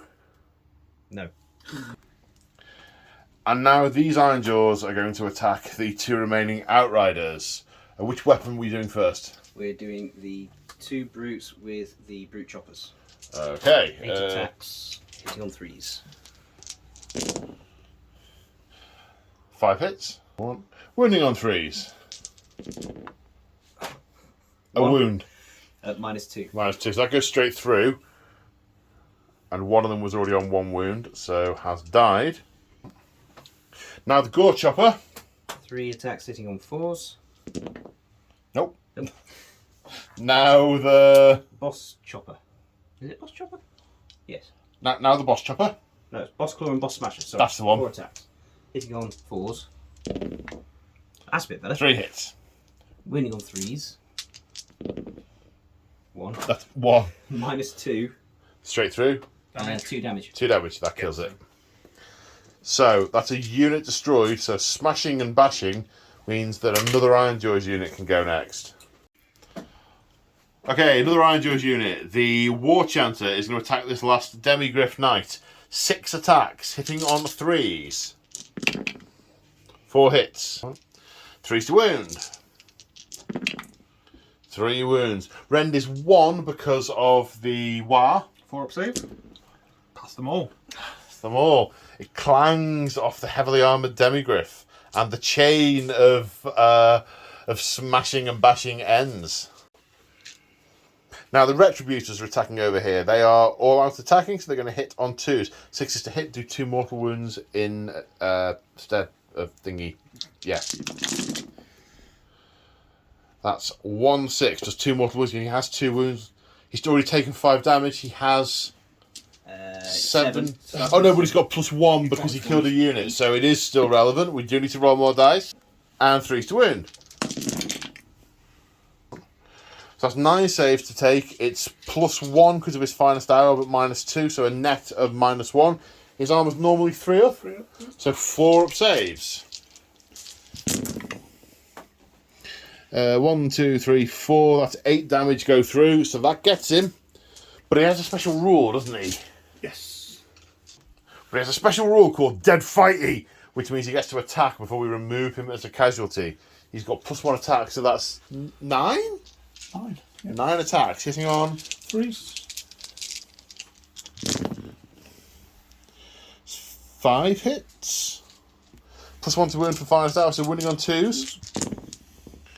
That's 5 wounds. An additional point of Ren makes a total. Ren 2. Ren 2 is 1 basic, is it? Yes. Okay, so saves of 5 up. You make 4 of them. 1 gets through. How much damage? 2. 2. Kills 1. Blaze of Glory on 3d6. He's No, already he's already. I remember now. I got it. And this mega boss attacking these 3 guild guard. 8 attacks base, hitting on 3s. 4 hits. Wounding on 3s. 2 wounds, -1. And 1 for the War. So they've got shields, they've got saves on 6+. How many, sorry? 2. No, 2 damage each, that's 4 dead. Then the Lord Castellan is turning around and going for the Gore Grunters, who just clipped her as they rode past. 4 attacks. Hitting on 3s. Hitting on 3s. 4 hits. Wounded on 3s. Correct. 3 wounds. Rend of 1. Rend of 1. 3 5+ saves on the Gore Grunters. 1 pass, 2 fail. 2 damage each. Correct. That's 4 damage. One had already taken 2, so I think that kills one. And puts a wound onto the other. And now the Griffhound's Vicious Beak and Claws. 3s. 1. And 4s. Nothing. No.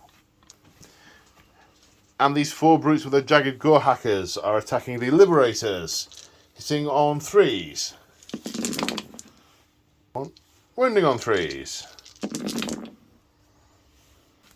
So 5 saves at Rend 3, so 6 up saves. Passes 2, 3 get through. Are they 1 damage, 2 damage? 1 damage each. 1 damage, kills 1 and a bit. Now the Prosecutors are attacking the units of brutes in front of them. All out attacking. 7 attacks? 10. 10 attacks. Hitting on 2s. 3 each plus 1, yeah. Okay, hitting on 2s because of all out attack.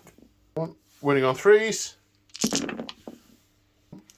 And 4 saves of -1. Oh, thank you. 2 go through. 2 pass. The starting to get tired now.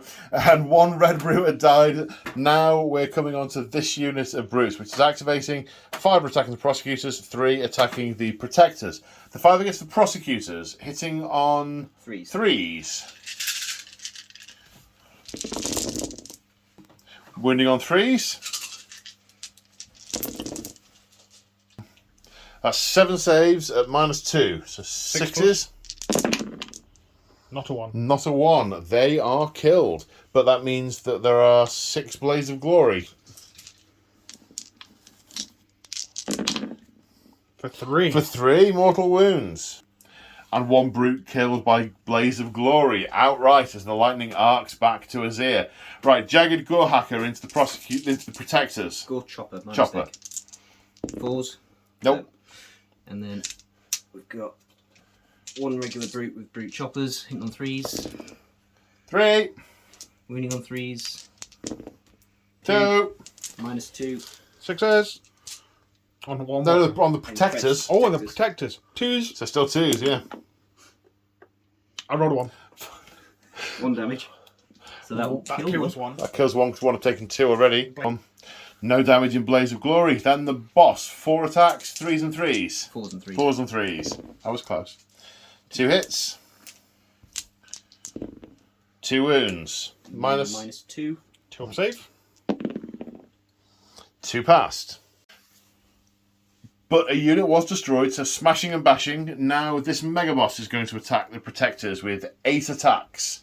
Hitting on 3s. And wounding on 3s.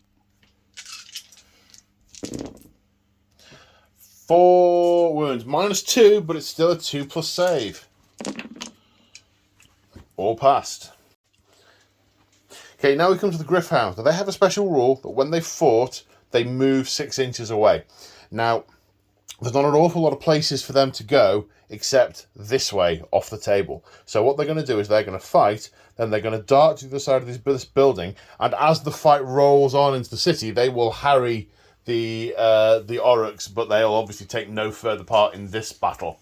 So 1 into the Mega Gargant, 3 into the Gargant, sorry, 3 into the Brutes, and 1 into the Big Boss. That's right, isn't it, Jay? Correct.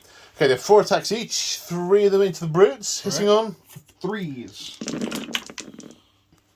Forced to wound. 4 wounds. 4 wounds. Any rend? No rend. Okay, 4 saves, 4 up on those Brutes. Okay, 3 passed, 1 failed. Damage? 1. There was a sneer on Joe's face. Yeah, 1. 1. And against the Mega Boss, the Big Boss. So 3s. 1. 4s. Nope. No. Now let's take a bite out of the Mega Gargant. The Gargant, Man-Eater Gargant. Man-Eater. Eat this. 3 hits. And force to wound. 2 wounds. 2 saves of 5+ for the Gargant. No, the Gargan takes 2 wounds. And the Griffhounds then dart over the building and disappear to behind the next building, ready to jump out as soon as they come closer. Then the Arboys attack the Griffhound Knight, the solitary remaining noble Griffhound Knight, and put 2 wounds on him. It just will not yield. Okay, these Free Guild Guard are going to lay low this Mega Gargan. It has 7 wounds. They have 7 attacks. We believe in you, Joe. Hitting on 4s. 4. Oh. Okay, it's now no longer mathematically possible. 1. Mega Boss, not Mega Gargan. 4 hits, wounding on 4s. I mean, you stabbed it twice quite well. What's its save? 3+.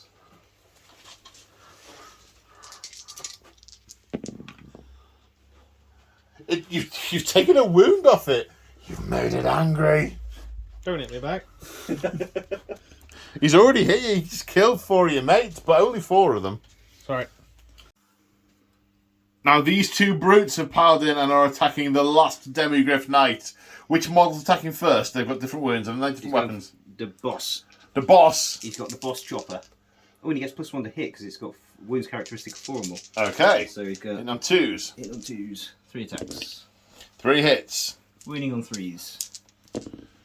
2 wounds. -2. In total, have you counted the war? Yes. Okay, 2 saves of 5+. No, both failed. 4 damage. 4 damage. Okay, very dead. Very ready for the barbecue. And smashing and bashing, we now move on to the brutes, who have piled in against the Lord Castellant. Boys. The Arboys, I'll get it. No, I won't. It's a total of 19 attacks. 4s. That's only 6 hits. Yep. Wounding on 3s? Yep. 4 wounds at -1 because of the war. So 4 saves of all out defense, 1 plus rend, so 4 saves of 3+. Fail 3 of them though, 1 damage each, these ones, so it takes 3 damage. The Lord Castellant has a monumental 8 wounds.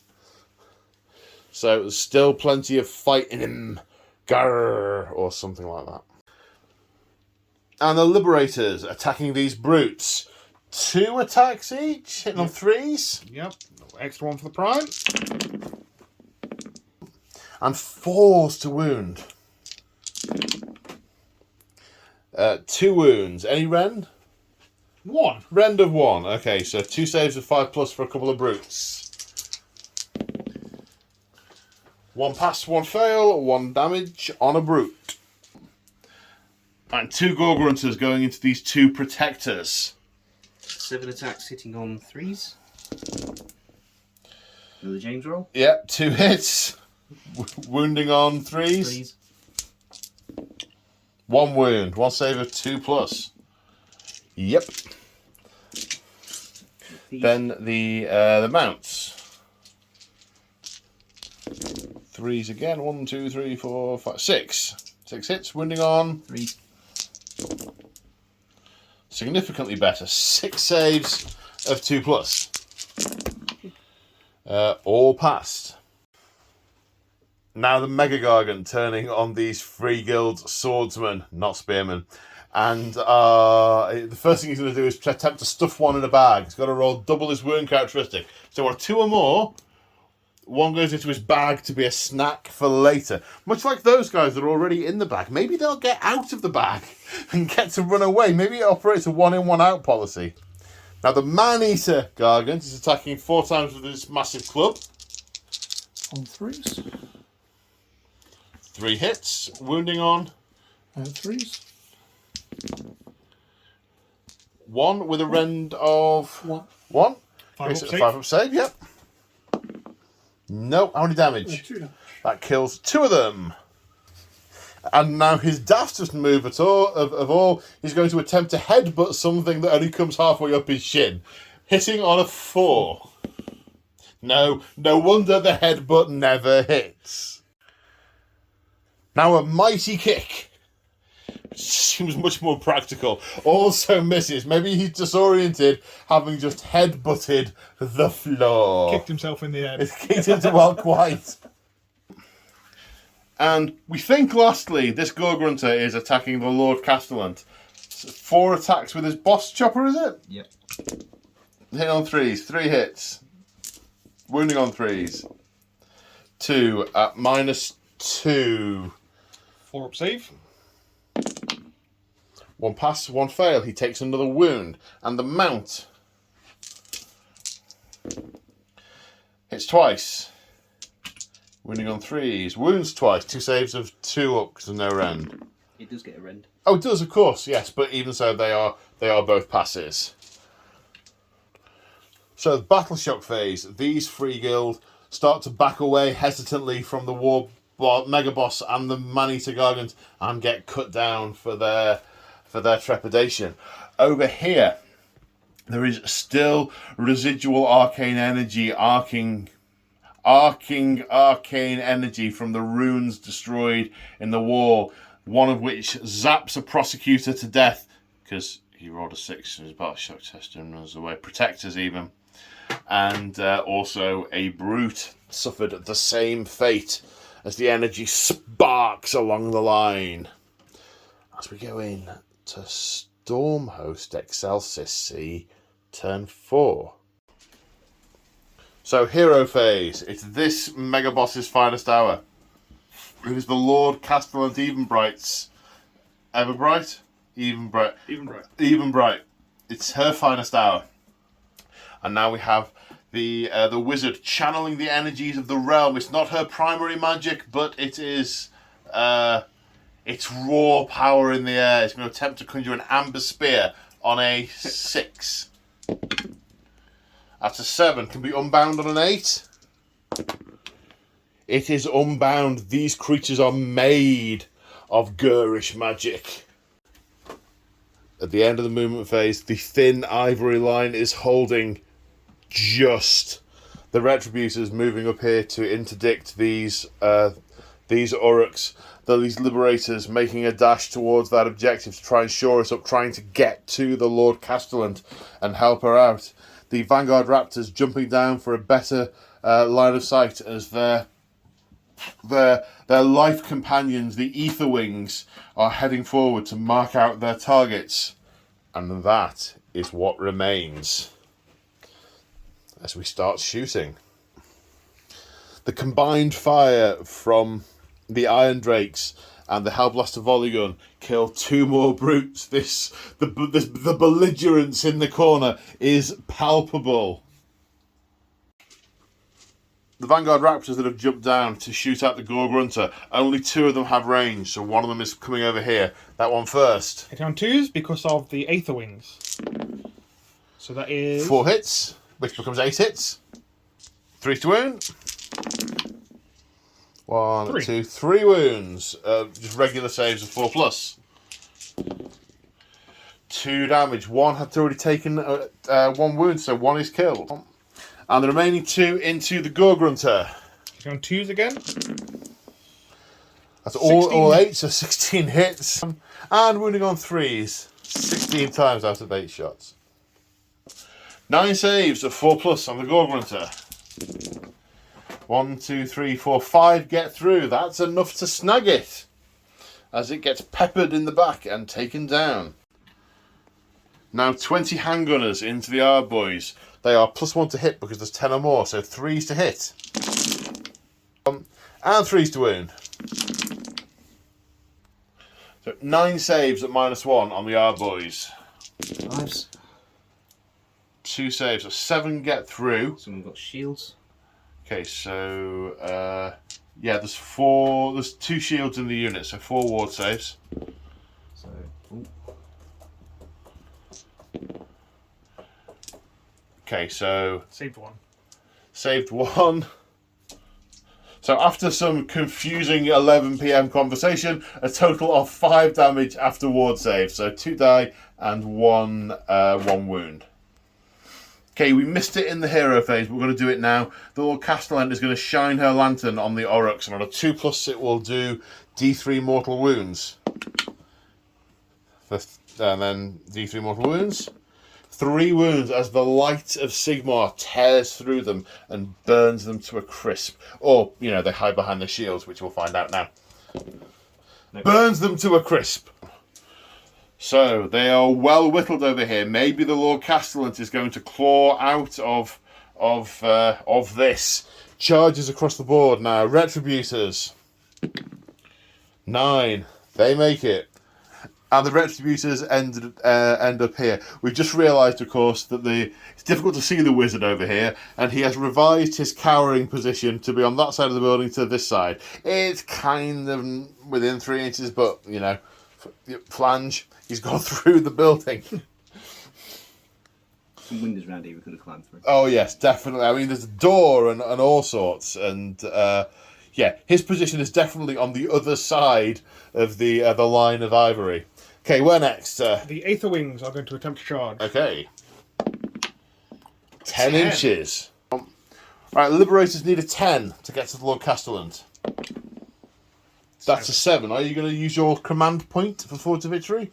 Yes. Are you really? Yes. Okay. Not an answer I was expecting, but... Okay, the riflemen are staying still because they are units that get charged, not doing the charging. Vanguard Raptors, the same, presumably. Okay. End of the charge phase. No monstrous rampages for the first time in the game, I think. Right, do you know where we're starting the combat? Yeah, we are going to start with the Lord Castellant Evanbright. Into the brutes, presumably. Absolutely. Odd brutes. Four attacks. Hitting on 3s. 3 hits. 4 hits. Finest out. 4 hits. Sorry, it's his finest out, so wounding on 2s. Oh, 2 wounds. -1, so saves of 5+. No, the shields are all dead. They're 2 damage each. That kills 2 Ardboys. And the Griffhound. Hitting on 3s, 3 hits. Forced wound. No wounds. It's made of metal. Yeah. It's all chompy and stuff. It's not a Gorgon. No. Okay, now these Gorgrunters are being activated and attacking the Prosecutor. He's no longer under the light of the lantern and he's not all out defending, so his save is just 2+. I think he's going to issue all-out attack. Okay, it's how many units? Himself and the Gorgrunters? Yep. Okay, so hitting on 2s. Where do you want me? Get your hit, please. All but 1. Wounding on 3s. There we go, that's the time to do it. 4 saves of 3+. Now these are still 2 damage each because of the War Chanter. Just have to make them all then. Well, you made 3 of them. These are Rend 2. Did you factor that in? Yep. Yes, so it would have been 4+ saves. That's 3 passes, 1 fail. So 2 damage taken there. It has 1 wound remaining. Yep. But the boars, the mounts. Only 1 in range. 2 hits. 1 wound. 1 save of 2+. Passed. Now the Protector, I suspect, sensing his end is near, is turning around and attacking the brutes with 5 attacks. On 3s. 3 hits. Wounding on 3s. Drop dice don't count. 2 wounds at -2. 2 saves of 6+. No, that's 2 damage. 3 in total taken off. Oh no, that unit's uninjured. So 2 damage on that unit. Okay, this Mega Boss. He's all out attacked earlier. It's his finest hour, so he's hitting on 2s, wounding on 2s, with 8 attacks. But I'm rolling, so watch for 4 ones. No, only 1. Statistically, perfectly fine. But now you have to roll to wound. Here come the 1s. Oh, only 1. 6 at round 1, so 6 saves of 3+. Make them all or die. Make them all. You're such a joke. Right, we had to stop for a couple of minutes while we waited for Joe to finish doing the happy dance, which he has now done. Now these retributors are attacking 2 into the brutes and 1 into the savage orcs. The Savage Orruks were declared as the Storm of Annihilation, so they'll be 2s and 2s. Okay. 3 hits. That was a 6 to hit, so they go straight through to mortals. Yes. And that's 2 wounds. 2 wounds. At Rend 2. At Rend 2. So you're going to go through... So that's 6 wounds that you need to take ward saves from. 2 mortals and then 2 that go through your armor save. Your save. No. Okay, so 6. That's 3 Orruks die. Then into the brutes. These are 3s and 3s, though, of course, aren't they? They are. There's 1 6 there, so that's 2 mortals straight away. And then 3s. Oops, sorry. And 3 more. 3 saves at Rend 2. 2, so 3 saves are 6 plus. 1 pass, so another 4 damage goes through, so 6 damage in total. Kills. And a mortal wound. No, we counted that. So it kills 2 of the brutes. Now these brutes are activating, trying to scrabble into this melee. 2 of them manage to get close enough to the protector to try and finish it off as it tries to keep them at bay with his large, pointy, stabby stick. Gore Chopper, 3 attacks hitting on 4s. Okay, they all missed. And then the boss with his boss claw and boss smasher, 4 attacks hitting on 4s. 2. Wounding arm. 3s. 1 save at minus. 1. 3 up. Makes it. Of course. And the liberators of legend raise their mighty lightning hammers high to smite down the foe, but they don't have the stats to back it up. Hitting on 3s. They don't have the dice roll to back it up. 5 1s. They go all the 1s for the protector saves. Forced to wound. 2 wounds. 2 saves at minus 1. Can we kill a brute? No. Takes another point of damage. I mean, they really need to. They don't match the narrative. Right, are we carrying on the campaign of vindictiveness against this one remaining protector? Yeah, we've got 2 in. Okay, Gore Grunters. 2 Gore Grunters. 9 attacks with pig iron choppers, hitting on 3s. 7 hits, wounding on 3s.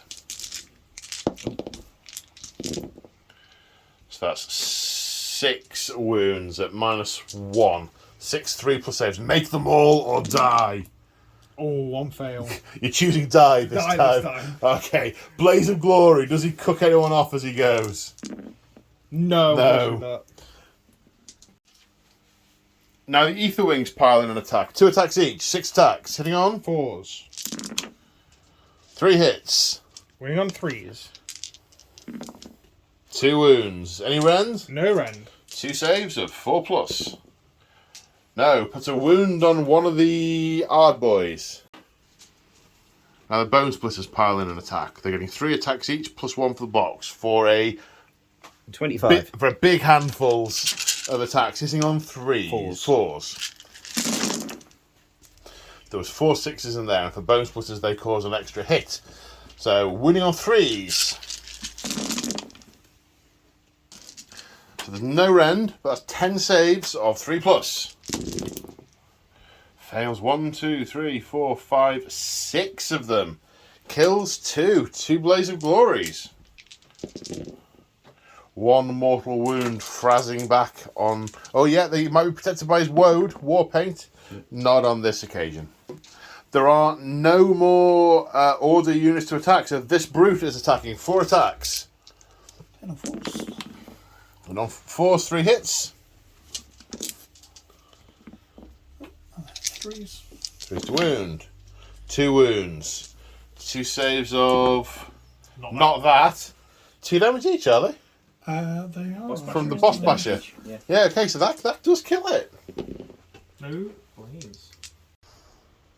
Now these brutes, 4 of them attacking, 3s and 3s. That's a lot of hits. Well, it looks like a lot of it. I mean, it's just normal, really. And wounding on 3s, which is also fairly normal. 5 at minus 2. 5 at minus 2. 5 saves of 5 plus. Yes. For Liberators. Where am I going? I don't know. Yeah. All right. 3 go Okay, through. 3 go through. Killing 1 and an ARF.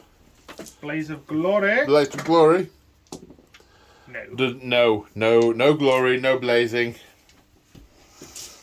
I think that's the last combat. It is. Okay, there's no battle shock over there. The Bone Splitters lost 3. Their bravery 7 with a banner.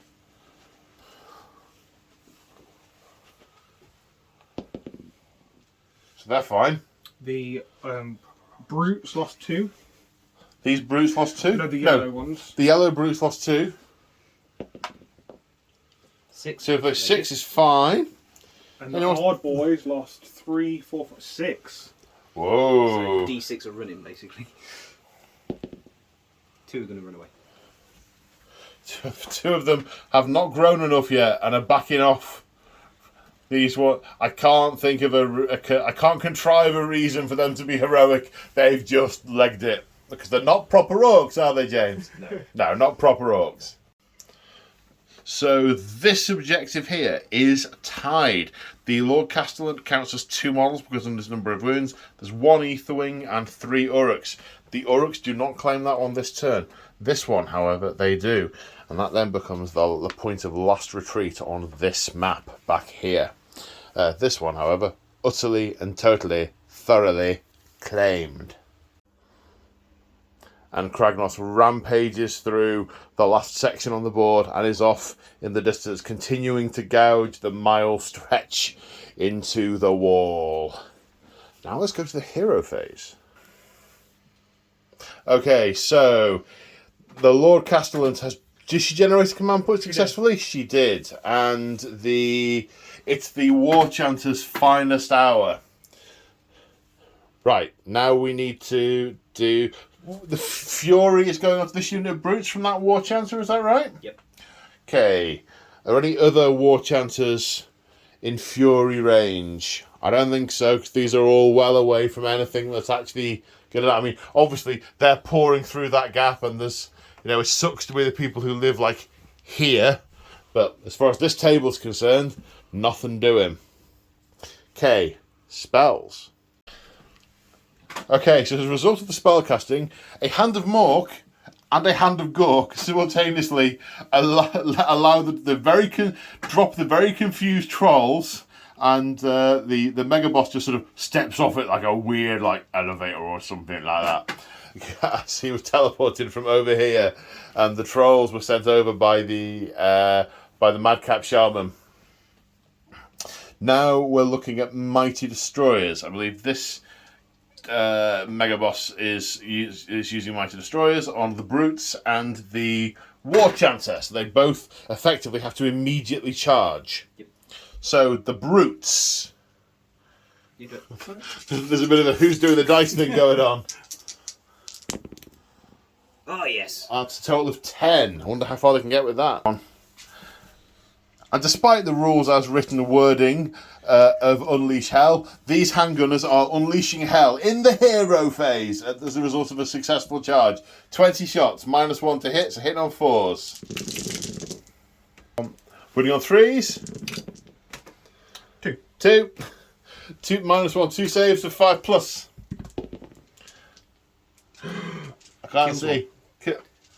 Kills one. Well, the one who was wounded is at the back, so he gets so 1 wound on him and 1 damage on a guy at the front.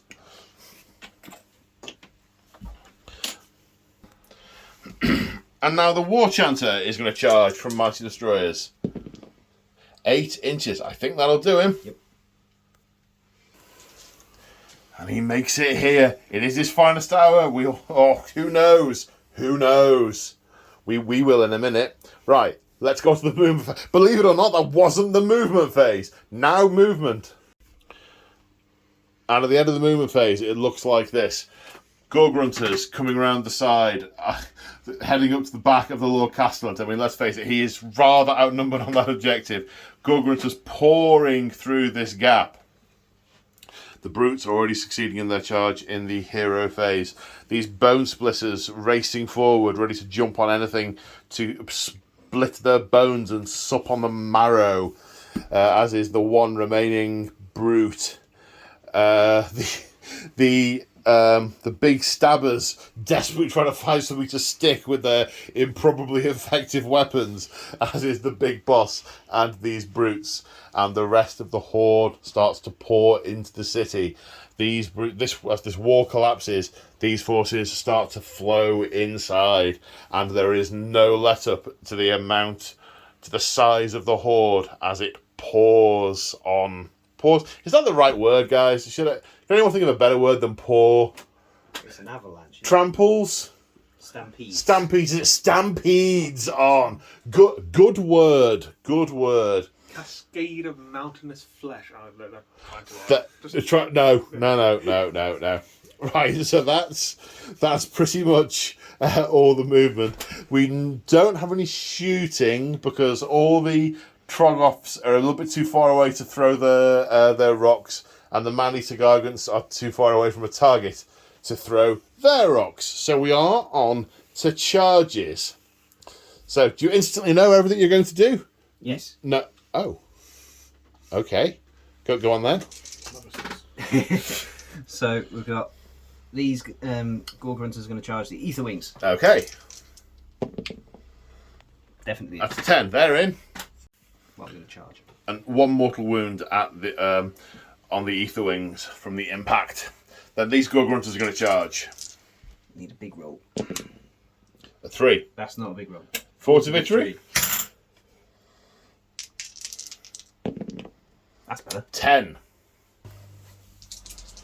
Okay, deciding that even whilst they shot in the hero phase, that actually that is sort of because of the way the guns load and so on. I'm saying that's once per turn for unleashing hell with the rifles. So no unleashing hell there. 1 died to impact damage. More Gorgrunters. 7. I'm going to have to measure. And the Gorgrunters end up here doing 1 mortal wound to Lord Castellan to Everbright. And now the Savage Orcs are going to charge.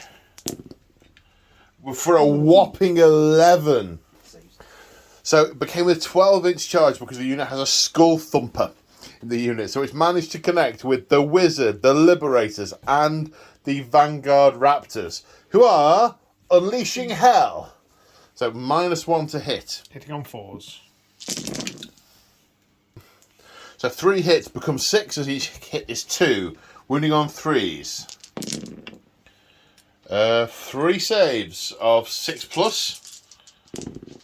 1 passed and 2 ward saves. 1 passed, so 1 Orruk has a boo-boo. Has an out. That's ouchie. That's right, isn't it? Sorry. 1 Orruk has an. I can't. There, he's got his wound, which I've managed to brain think. This brute is going to make a charge. They're arguing that you roll the dice. No, you roll the dice. Okay, 6 inches into the back of the Liberators. Kapow! And or splat. And as the Orruks trample through the city, more and more buildings are being destroyed in their wake. Right, combat phase. Activating these brutes are attacking next. 16 hit. 3 each. Yeah. 12 hitting on 3s. 1 and wounding on 3s. 1, 2, 3. Only 3. 3 saves of 6 because of Ren 2. 5s. Sorry, Ren 5s because of Ren 2. They fail. This one was on 1 wound and kills another one, leaving only the prime left. Blaze of Glory. No mortal wounds done. Okay, the Lord Castellan is attacking the War Chanter, who's just run up and tried to attack her in the back. 4 attacks with a halberd, hitting on 3s. 2 hits. Wounding on 3s. 2 wounds. What's the War Chanter's basic save? 4 plus 1 for his finest hour. 3 pluses. Oh, it's minus They both save it. 1, but they both save. And the Griffhound. Can the Griffhound nibble Orruk? 4 hits. Wounding on 4s. 2 wounds. 2 3+ saves. Oh, make one fail. Wait, so the Griffhound takes its pound of flesh. One. Need a lot of dice. So now these Savage Orruks are going to pile in, and this is going to take a lot of dice. So 3 units being targeted. The Liberators are all out defending. There's 3 models into the Wizard, and they get how many attacks? 2 models into the Wizard. 4 attacks each. 4 attacks each. Okay, 8 attacks into the Wizard. Yeah, all out attack, hitting on 3s. 6s explode. They do. So everything. Oh no, 1 miss. Wounding on 3s. So, no, don't say it like that. That hurts my brain. 5 hits, 2 extra for exploding is a total of 7. Yeah, Same difference. it is, but it's not because they didn't hit. 5 hits. But they hit, 5 wounds. They like doubled 6 up save. I think that guy is he. Possibly. Well, if it's a 5 up save, it might be alive. So he has a 6 up save and 5 wounds. He is torn down by the 2 I mean, all of this has ignored him the entire game. These last 2 Orruks that couldn't quite make it in over him. Going, we might as well kill this one. So I was so close. 17 attacks into the Liberators. 6s count as 2 hits. So after the additional hits, 15 hits in total. Winning on 3s. So Liberators all out defending have a 2+ save. 10 saves. 3 get through. 1 dies and 1 is wounded. And 28 attacks into the Vanguard Raptors. Hitting on 3s, 6 explode. 27 hits in total. Wounding on 3s. Ow. So 16 wounds, AP dash, so 16 saves of 4+. They are 2 wounds each. They are very, very dead. That's like 10 wounds odd?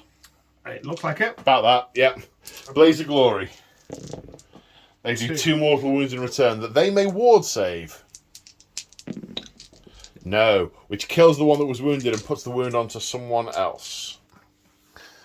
Then this Liberator Prime turning to the assault from behind. 3 attacks. It's already damaged. He could kill it. Hitting on 3s. 3 hits. Wounding on 4s. 1 wound. He can't kill it now. 1 save of 4+. Saves. Passes. Now the Brute attacking back. It's a boss. Hitting on 3s. Ooh. No, hitting on 4s, but they all hit. Hitting on 4s, but they all hit. Wounding Now on 3s. wounding on 3s. My apologies. 2 wounds. That's 2 wounds. Rend of Minus 1. Pause. 2 damage. 1 pass, 1 fail. 2 damage. Blaze of Glory. No. Oh, and the Liberator dies. Smashing and Bashing, another Ironjaw unit activate, and is the other unit of Brutes, the large unit of Brutes over here. 3 regular guys first, and then 1 with the big snarly thing. The Gore Chopper. Okay, so 3 regular guys next. Hitting on 3s. Wounding on 3s. Okay, 1, 2, 3, 4, 5, 6. These are Rend 1, so the save will go back down to 3+. But these are to it's 4+ because you all defended them. Yeah. But these are 2 damage each because of the War Chanter earlier. So they all pass. They all pass. They all pass.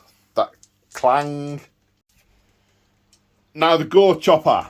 3 attacks, hitting on 4s. No, that was short and sweet. And the Liberators fighting back. The Prime into the Bone Splitters, the other 3 into the Brutes. The Prime, 3 attacks. Hitting on 3s, 3 hits. Wounding on 4s, the difficult bit. 1 wound. It's rend of 1, so 1 ward save of 6+. No. And somehow he kills this one over here somehow. And 2 attacks per model, 6 attacks into the brutes. 4 hits. Wounding on 4s, the tricky bit. So maybe it's because the hammers are flat. They could do with being sharper. They don't cut through anything really. Yeah. So 3 saves at -1.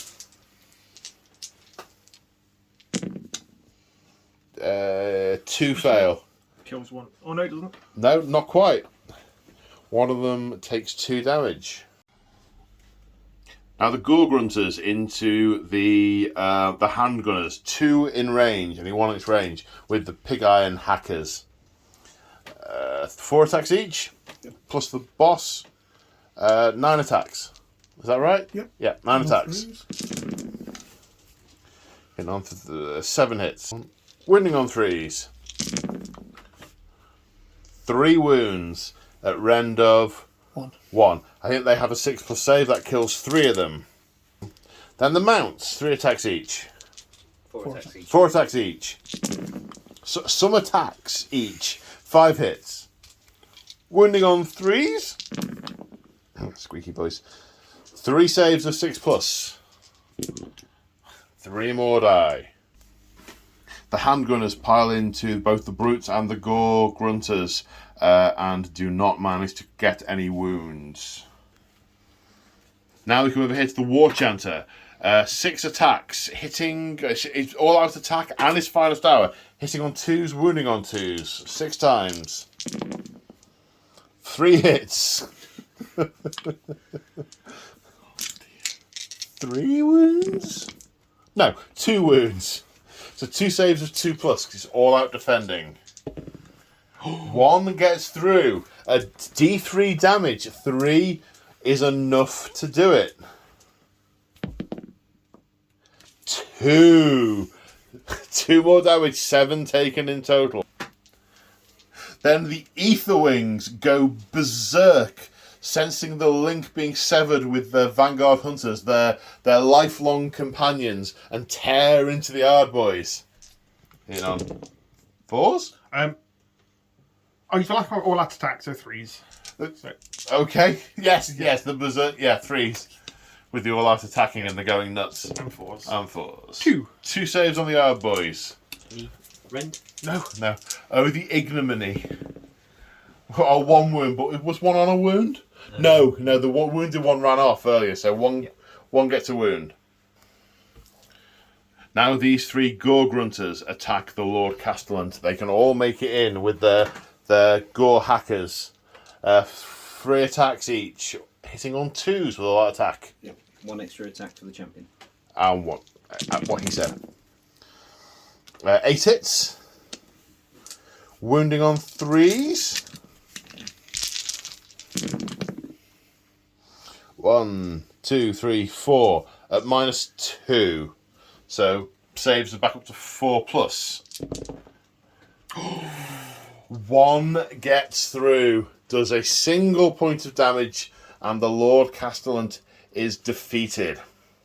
Lord Castellan Evenbright sounds realizing that she is about to be brought low, raises her lantern and blinds the Orruks with its light as she orders the fallback to the next prepared choke point, and the forces begin to withdraw as she backs away in good order whilst, bleeding out.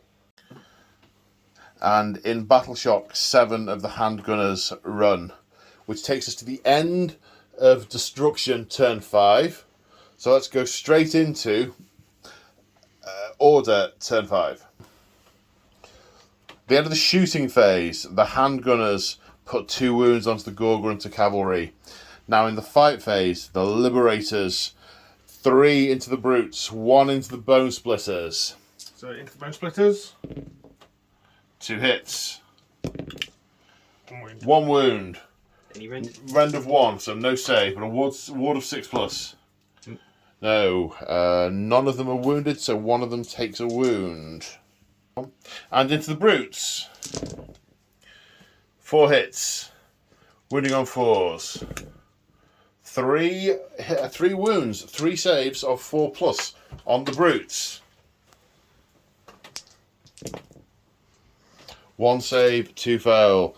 This brute is brought low, and a wound passed on to the next one. Now it's their turn. And the Savage Orcs get 19 attacks after they pile in. Hitting on? 3s. 3s, because you all out attacked. So 22 hits out of 19 attacks. Winning on 3s. So having all out defense to 16 saves of 2+. Fails 1. The Prime was wounded, so he dies. Blaze of Glory. No. And now the brutes pile in an attack. The Gore Chopper. 3 attacks hitting on 4s. 2 hits. Winning on 3s. 2 wounds. Rend. -2. So saves of 4+. 2 fail. 2 damage each. 2 damage each. Kills 2. Blaze of Glory. 1 puts a mortal wound and actually kills one of the brutes. Yep.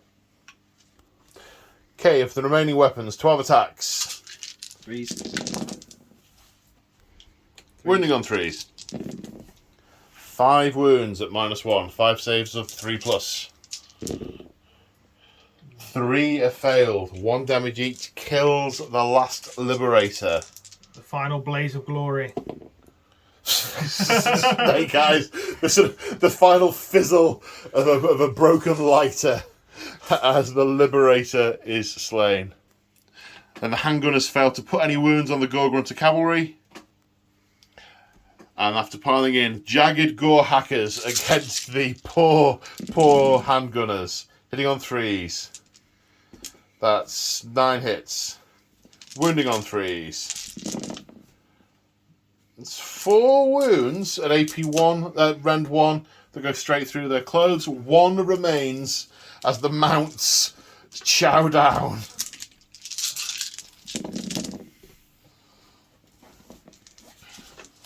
Six hits. Wounding on 3s.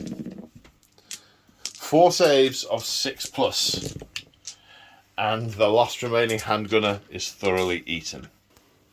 And at the end of the battle round, the forces of destruction despoil this objective. They control this objective and this objective, and have decimated the defenders on this part of the wall. With half a mile stretch of the wall demolished and the Mega Gargants reaching the north wall, the city had gone from nigh on invulnerable to horribly exposed in the space of a minute. While Mega Gargants batter the north wall, Kragnos' Orruk horde floods into the city from the west. And that is the end of this particular battle report. An end of chapter 2 of the Siege of Excelsis. We will be back later in the year with chapter 3. But before we do finally go, what do you reckon, lads? Epic. Truly epic. Definitely. Absolutely brutal. I think half the game has been spent bringing models on. Basically, we had a sort of rolling scenery backdrop that only became vaguely interactive when it got to this front point. What did you think of the scenario? Because we weren't 100% on exactly how it was going to... We knew how we thought it would work, but... what did you reckon? I thought it was interesting, yeah. Yeah, definitely. I think because it opened up gradually. Yes. And it wasn't just a one wave of like all of the orcs. It was like an actual game as well. Yeah. It was great fun. It worked really well. For example, the wall wasn't there, if the whole wall had come down in turn 1 and everything just piled through, it would have been very different. But as you say, having it sections like that, it worked. And it's cinematic, just Kragnos just having his way with the thing. He didn't actually take part in the game, other than just be a piece of moving scenery. Head down, smashy. Just incidental kills here and there. Anyone got too close to him, they died. But that's it, exactly. I mean, you look at the table initially and you think, well, that's not really a fair game. But as I say, vast majority of this never even took part. It literally was scenic. Well, a lot of the stuff that's at the back here came on either after the end of the... Didn't start on the table. Or even these things over here did start on the table, but they've moved to a point where they've got no opposition. Then I liked the way the Gorgrunters just kept coming on in Kragnos' wake and started spilling into the city. In the book, in the Kragnos book, which is what I was reading from earlier, the not Age of Empires, what's it called? The Broken Realms, that's the word I was looking for. The Broken Realms series. It describes over 100 Gorgrunter cavalry behind him just following in his wake. I thought that was really nice. That was really thematic. We sort of had foot coming in from over here, but cavalry that way, which, yeah, I thought was cool. We probably had almost, 3 dozen Gorgrunters? Yeah, about that. I mean, considering how many Stormcast you didn't have, you smashed some face. Yes. And I said earlier that I think if you had added up the points of what each side has killed, I think it'd be fairly even. Because you've taken out 3 more crushers. Yeah, more crushers, some gargants here and there, mega bosses, a lot of Gorgrunters, a lot of brutes have died. Yep, those Gorgrunters have been recycled probably more than once each year. yeah, they have. They're nails, aren't they, those more crushers? Yeah, they really, really are. What do you reckon, Andy? You're very quiet. Is that fatigue? Oh, definitely. Because you can see the time over Andy's shoulder. It's 10 to 1 in the morning. We started at 9 in the morning. Absolutely shattered now. Thoroughly enjoyed it. Well, on that happy note, thank you guys ever so much for coming along and making this an epic, epic game. Hope you guys enjoyed watching it as much as we did filming it. And on that note, we will see you in the next one. Say bye, everyone. Bye, everyone. Bye.